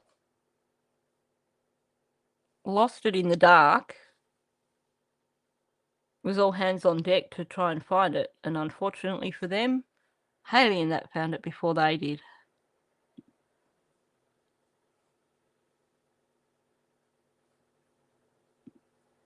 No way the cops would have missed it. Yeah, and I think if it was something that obvious, then even though in these cases usually they're going to overlook drug use,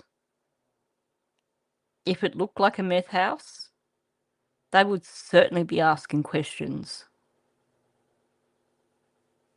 And they would certainly be looking for anything that could be potential evidence. Anyway, keep going with a bit more of this. Now, And the police weren't there at that time because when I got all the way back down to the house, I had the RCMP were just starting to come into the yard, and I didn't want to block them in, so I parked right next to it in the marsh. There's the little parking spot right next to the house in the marsh there. Got his story wrong again. He said before that when he came back, he couldn't get into the driveway. Not only that, when he said when he came back, they were all surrounding Malaya. They weren't just arriving, they were all surrounding Malaya. He's kind of getting himself a little bit confused. More than a little bit, I should say.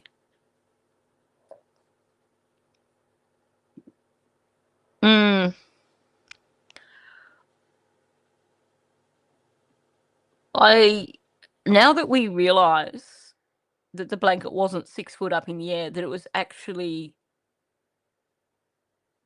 at ground level pretty much, 3 foot up. And when you look at that image, you can see the bottom of the blanket. That's the ground there. That log is on the ground. So it does seem like maybe someone drove past there on an ATV and it snagged on the tree. Or maybe it did fly off the back of a truck and land on the ground there. Because the thing that I find interesting is that you have those 2 bits of rag on the ground, and according to Hayley, that was directly under the piece of blanket. Now, we don't see it there in that photo, so I think there's slight error in the description there.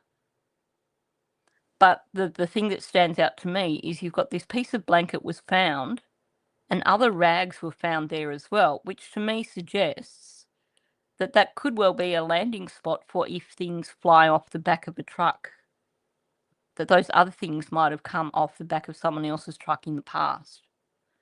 But certainly the trail, when you look at that trail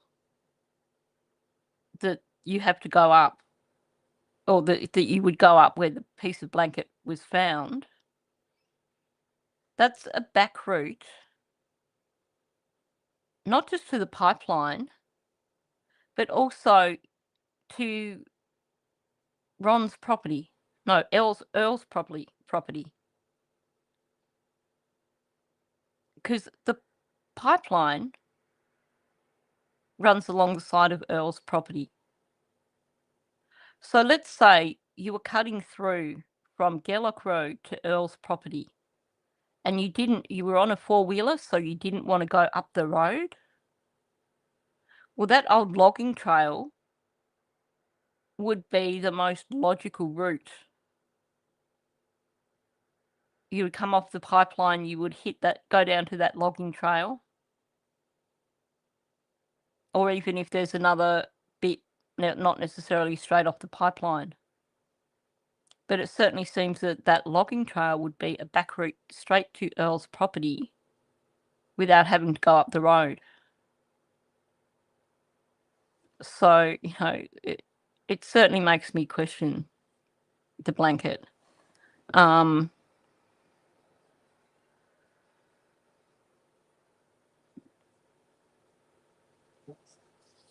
Yeah. Well, given that the children apparently slept the whole time, that also brings that into question, doesn't it?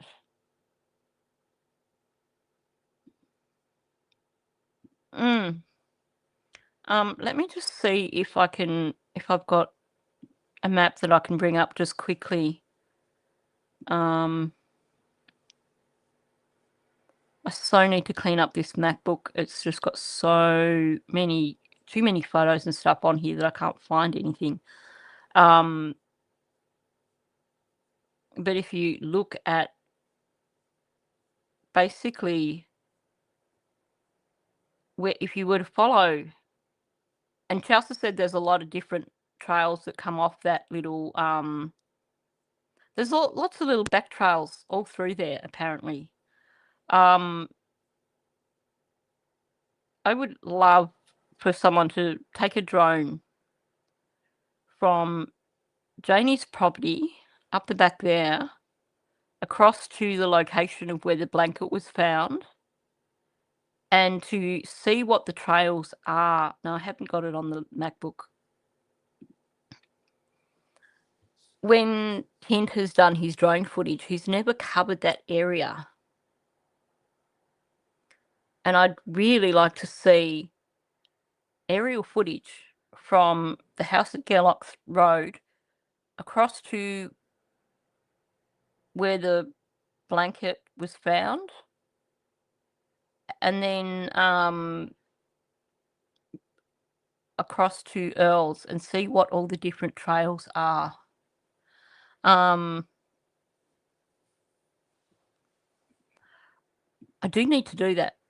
We should look at that at some point in time in a live stream. Just look at the different routes to get to different locations.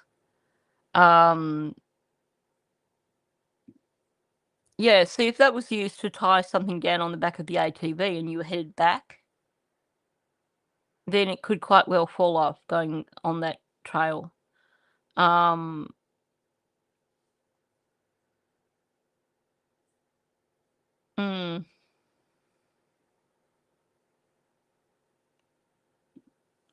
Good question. What was the strip used for?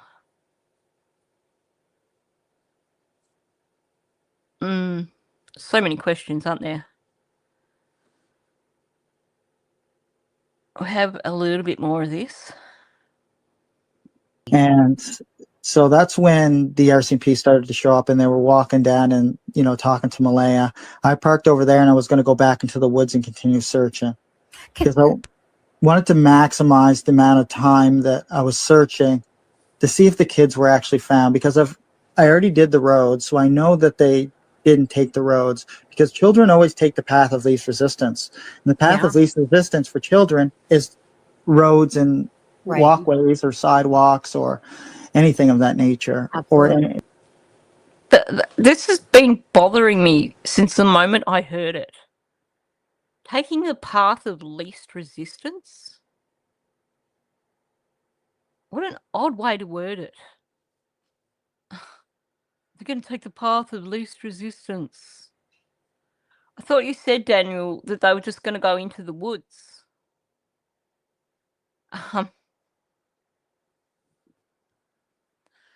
Yeah, I think that's something to be working on, definitely. Because I think it would be interesting to have a look at those different routes.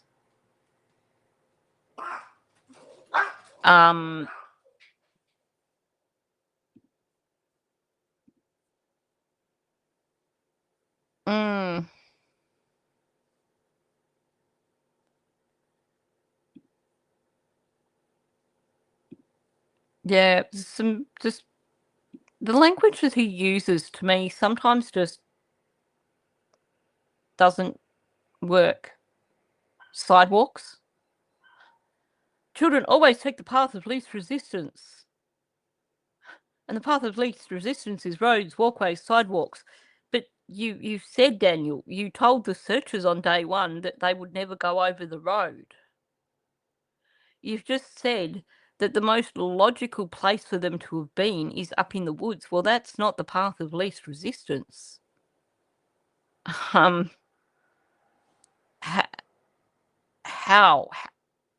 does he get this in his brain? How does he come up with this crap? Exactly. There is no sidewalk. You hear on the dispatch, they said the children never go over the road. He's tripping over his stories. Yeah, wading through waist deep water, but the children would go through the path of least resistance. How does that work? Yeah, he's an expert on everything. Don't you know that? Daniel knows so much about everything, even if he can't quite handle 5-syllable words. But other than that, he knows so much about everything. So that I was always under the impression of that. And at the time, that was the only thing that seemed feasible to me. If they wandered away from the house, they would have just taken the roads.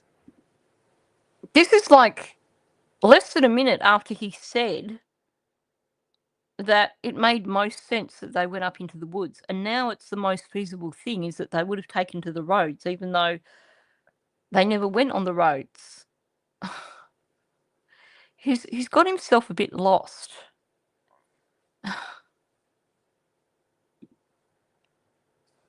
Yeah, it's like Malaya a year later going searching in the woods and insisting that the children were taken by someone and that she likes to think that they're being well looked after. Like, do they think we're complete utter morons?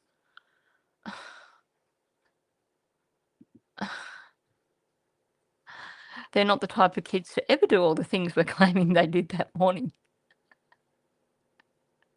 Who knows what they're supposed to not have done?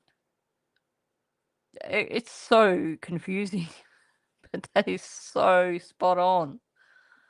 Like, pick a story and stick to it.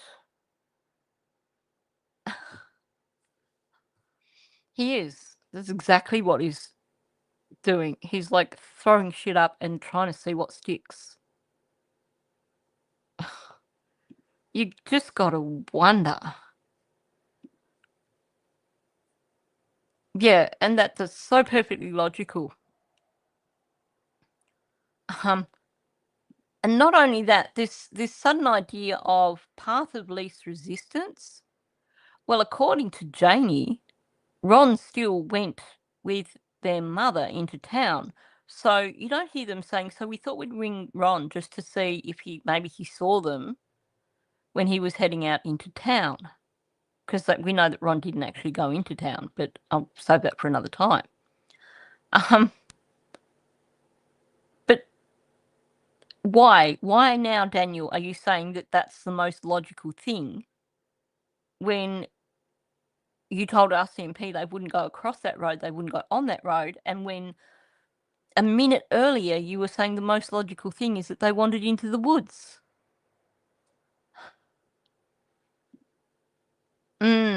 There weren't there?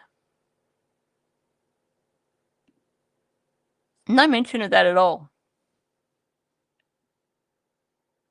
Given that, Lily was a bit of a mother, they never stopped to think there's a bag missing, and they never thought, let's just quickly ring the school and just make sure that they didn't somehow get on the bus, because apparently they didn't know what they were wearing.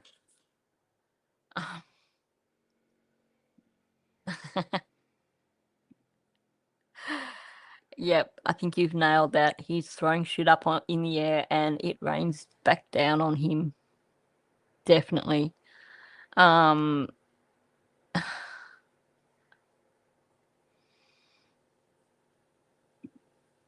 Actually,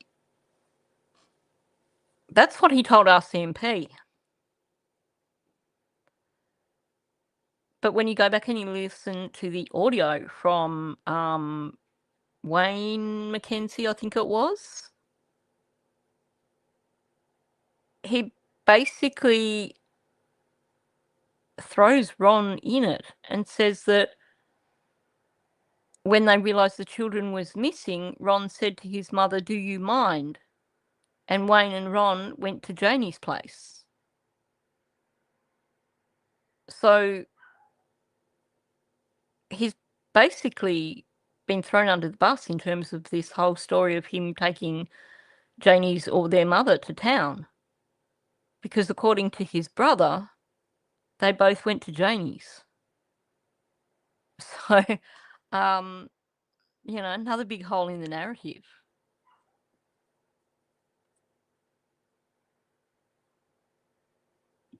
Oh, wow, how freaky. One of your kids got on the wrong school bus on the way home. First thing they did was contact all the other bus drivers and control to find her. That would be a horrible thing to happen. He's gaslit himself into thinking that he's gaslit everyone else. He doesn't know what he's saying. He really does. It's just insane. I stopped at the culverts and in the small streams and stuff and see if they were there playing in the water. When I got back to the house, Yep. It's like 10 o'clock in the morning. It was 1 or 2 degrees overnight. I can't remember which one it was. It still would have been below 10 degrees. But he thought they might be playing in the water. And that's not really a path of least resistance.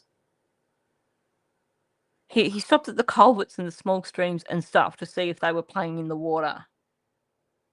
He's throwing this in now because of all the water references that he's been called out on.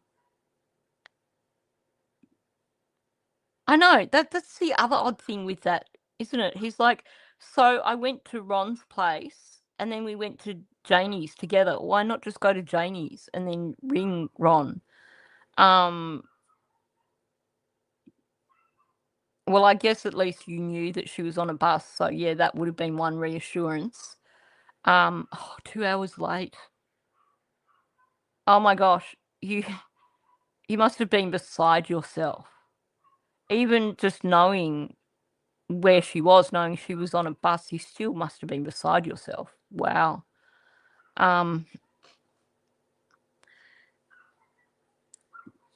Someone said that Earl used to be a trapper. So it's possibly something that is known in the family anyway.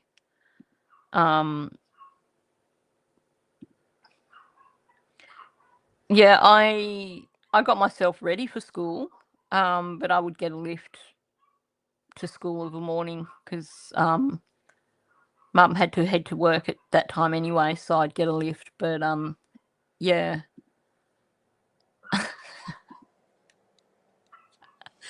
E.T. phoned Rome.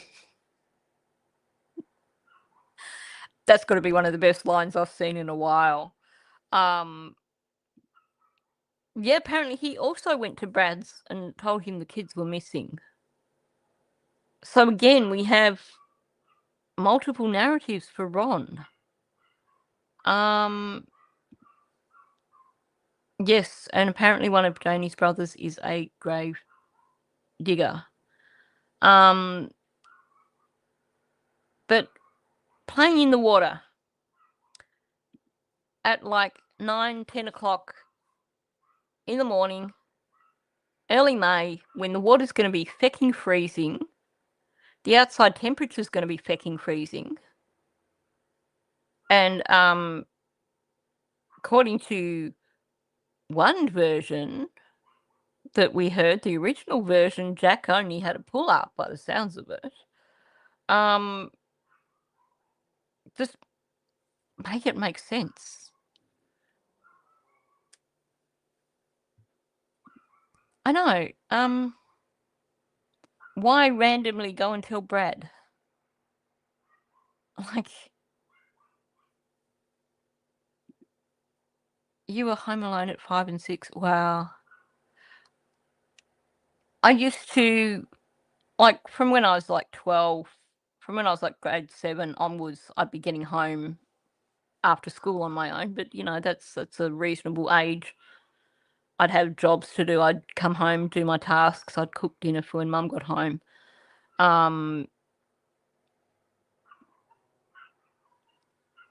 Yeah. And then there's that fisticuffs between Ron and Brad more recently as well. So I get the impression that Ron and Janie were closer than her and her other brothers. So maybe they are similar in ages.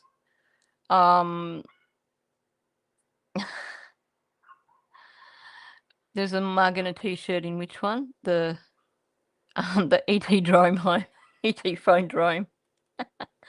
There probably is actually. There needs to be a drome one. Oh, the boots, yeah. The boots that if you go wading in water with those boots, they're just going to fill up in water. But, you know, and that's the path of least resistance, going in freezing cold water. No. Like, I don't think... It really set in that I didn't see the children on the way, so they wouldn't have walked the roads. Did Malaya's? Oh, okay, they wouldn't have walked the roads because he didn't see them on the way, not because it's actually been established that they wouldn't have done that in the first place. They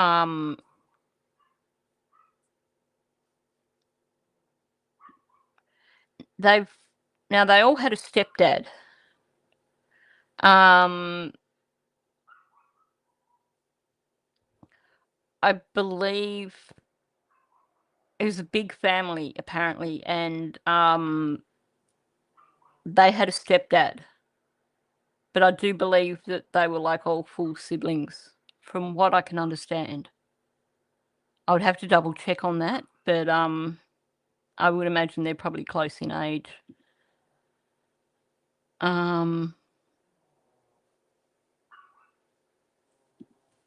Oh, yeah, Lily hated being cold and wet, so they would have come straight back in the house, Daniel says. Thank you. Yeah, I think you were the one that sent me all that information, weren't you, Karen? 5 brothers, 1 sister. They all have the same mother and father, and they were living with a stepfather. That's correct, isn't it? Yeah, Brad and Wayne had a fisticuffs. Was it Brad and Ron? I've got the thing that Brad put in Facebook about it. Yeah. Because why not? Checking freezing, it's like less than 10 degrees. Lily's still in her pajamas.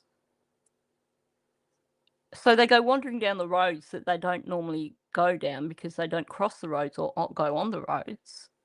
They take the path of least resistance, which leads them to a cold creek that they're going to splash around in. Yeah, right, Daniel. Sure.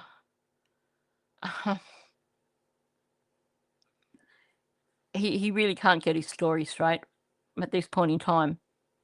This is after his second or third toilet break. So it seems like his brain is kind of ejected by this point.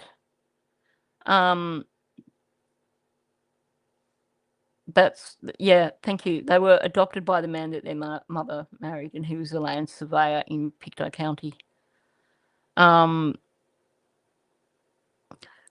did the fight happen between Brad and Ron, or Brad and Wayne?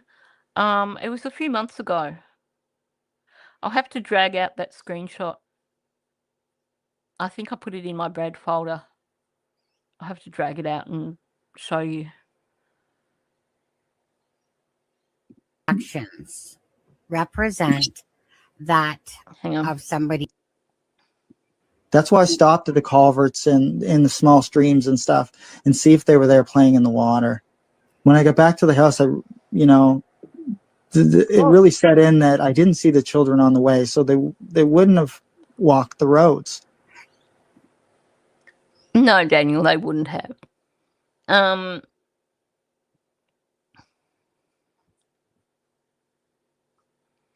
Yeah.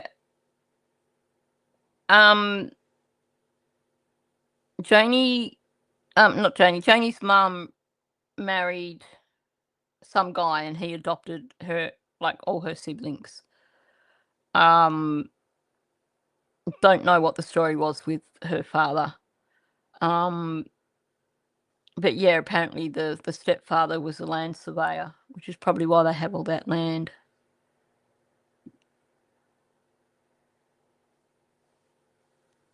Yeah, when you look at it that way, Daniel's grandfather knew all the nooks and crannies of Pictou County. He was clearly quite familiar with the area.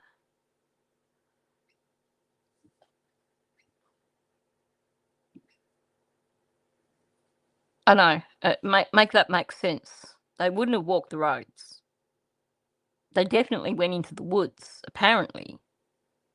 But he searched the roads because that seemed to be the path of least resistance. But they were also probably playing in streams and culverts. So if you can actually find some logic in that, let me know. Because I cannot apply logic to that and come out with a logical explanation of what he's trying to say here. Because he's just throwing every single bit of shit at the wall that he can to see what sticks, and all of it's just coming smacking straight back down again.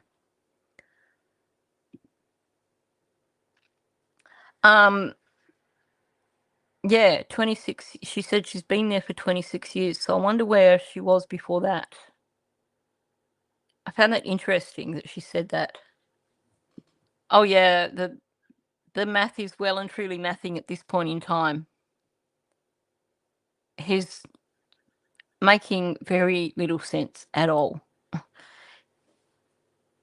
He doesn't have the faintest idea what he's talking about. Not only that, but his original narrative has just completely gone out the window. Like, honestly, you just got to wonder. You really do got to wonder sometimes. But you know, he wasn't. He stopped using long before the children went missing. Apparently, he can't tell you when.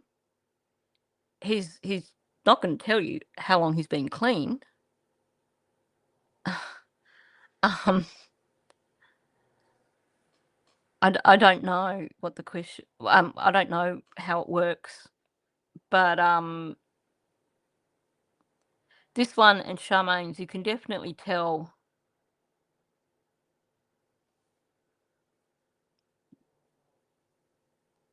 You think it's rock, not math.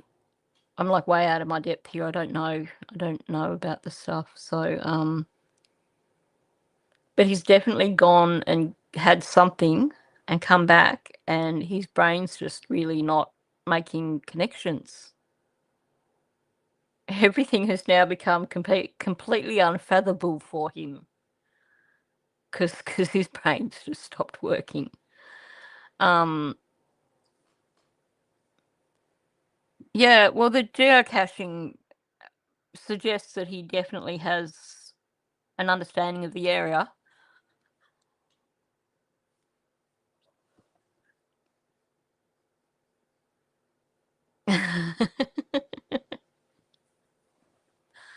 Well, I don't even know what's what in terms of terminology, which just shows my ignorance. Like, I've had to rely on people explaining things to me. It is one of my huge areas of complete utter ignorance. Yep, unfathomable. You could say it so many different ways.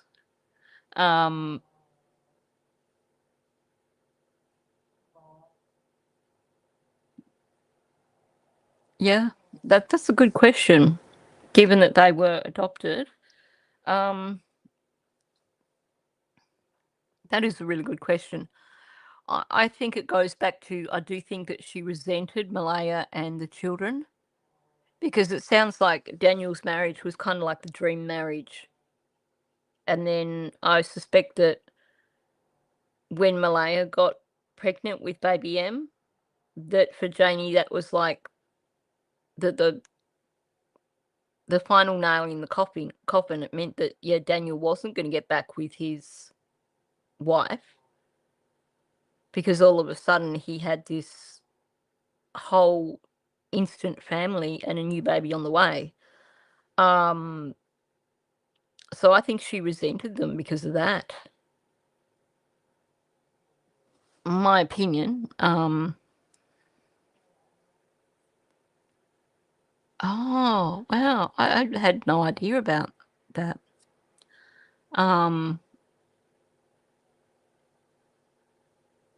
Wow, that's fascinating knowledge.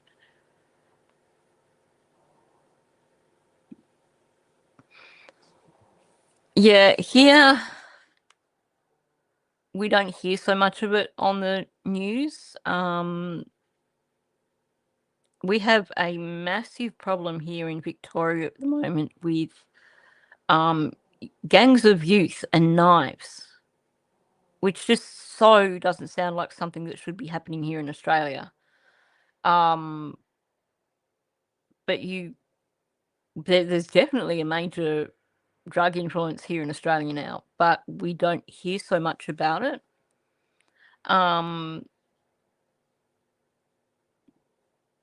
Oh, so sorry that you went through that. Never easy living with an addict or having an addict in your family or anything like that, that's for sure.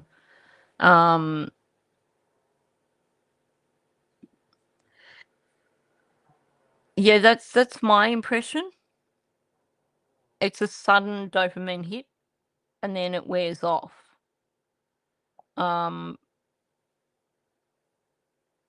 So he's probably just, gone for another quick hit.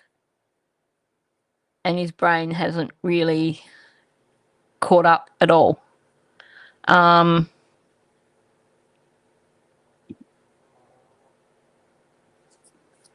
Wow. You know, the scary thing is the level of risk now for like police, fireys, ambulance and all that. Like, they actually have to carry Narcan because there is a risk for them. Like, you just have to touch fentanyl. Some fentanyl can be so toxic that just touching it can be an issue. So when you have first responders attending like drug overdoses or things like this, it's putting them at huge risk as well, which is such a concern.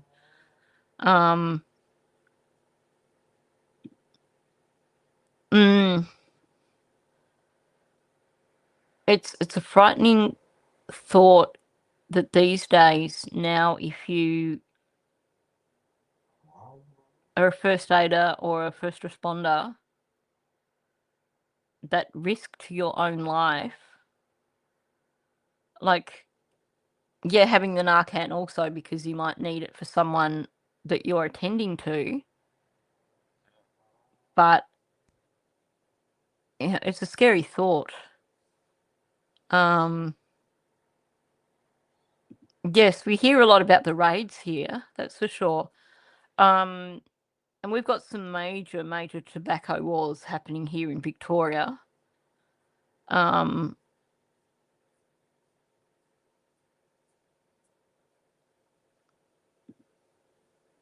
That's what the children smelled like, according to the uncle's audio. The bags of clothes sent to MBM to Malaya from the trailer smelled the same. Wow.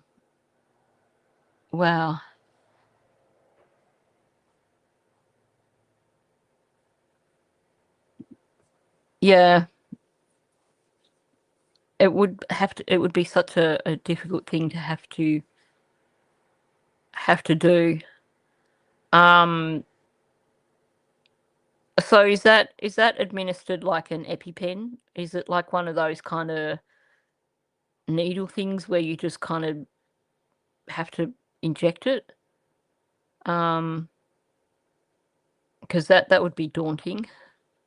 So Sunny's channel is called A Criming Shame. I will, as soon as I get off this live stream, it's a nasal spray. Right, cool, thanks for that. I'm so ignorant, aren't I? Oh, so it is an IM one. Is it just like so Nexalone is a nasal spray and the injection one is like you would with a EpiPen, where you just basically hit it and it goes in. Is that correct? If it's if it's IM, surely it would be just that as easy as doing an EpiPen. That said, I've never had to do an EpiPen and I never want to do an EpiPen.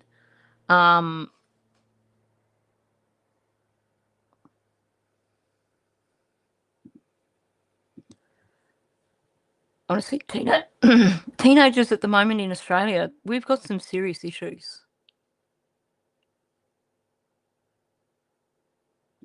Yep, so it's A Criming Shame.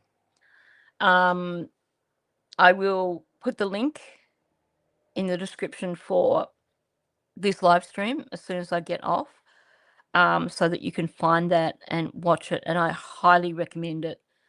It was quite revealing. Yeah,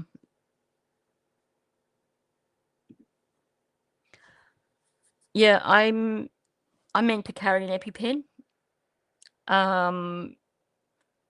for a few different things, but I got fed up with they only last 12 months. So you have to get a new script every 12 months. So you're spending, I think I was spending like $30-40 on, you get a script for 2 EpiPens. And then they'd sit there for 12 months and not do anything. So I actually don't even have one anymore. I know that there's a particular type of ant called a jack jumper. I haven't seen them here in Victoria, but I don't know if there's anything similar. Jack jumpers will basically cause anaphylaxis with me. Sulfur allergies. The last time I had something that had a sulfur drug in it that I didn't realise, again, straight for the anaphylaxis. But I've become very careful about these sort of things. Oh wow, that's not fun. Not fun at all. Yeah. You must take the woofie out. Good night, Karen. Thanks for coming in. And I probably need to get myself some lunch and give these dogs a little bit more attention. So it's probably a good spot to wrap it up. Definitely check out Sunny's live stream. I will link it. But also, if you look for It's a Crime and Shame, you should be able to find it pretty easily. So on that note, thanks for coming in. Please remember to hit the like button on the way out. That always helps me out a lot. And if you're listening on replay, please do leave a comment. Okay, thanks for coming, guys, and I'll catch you in the next one.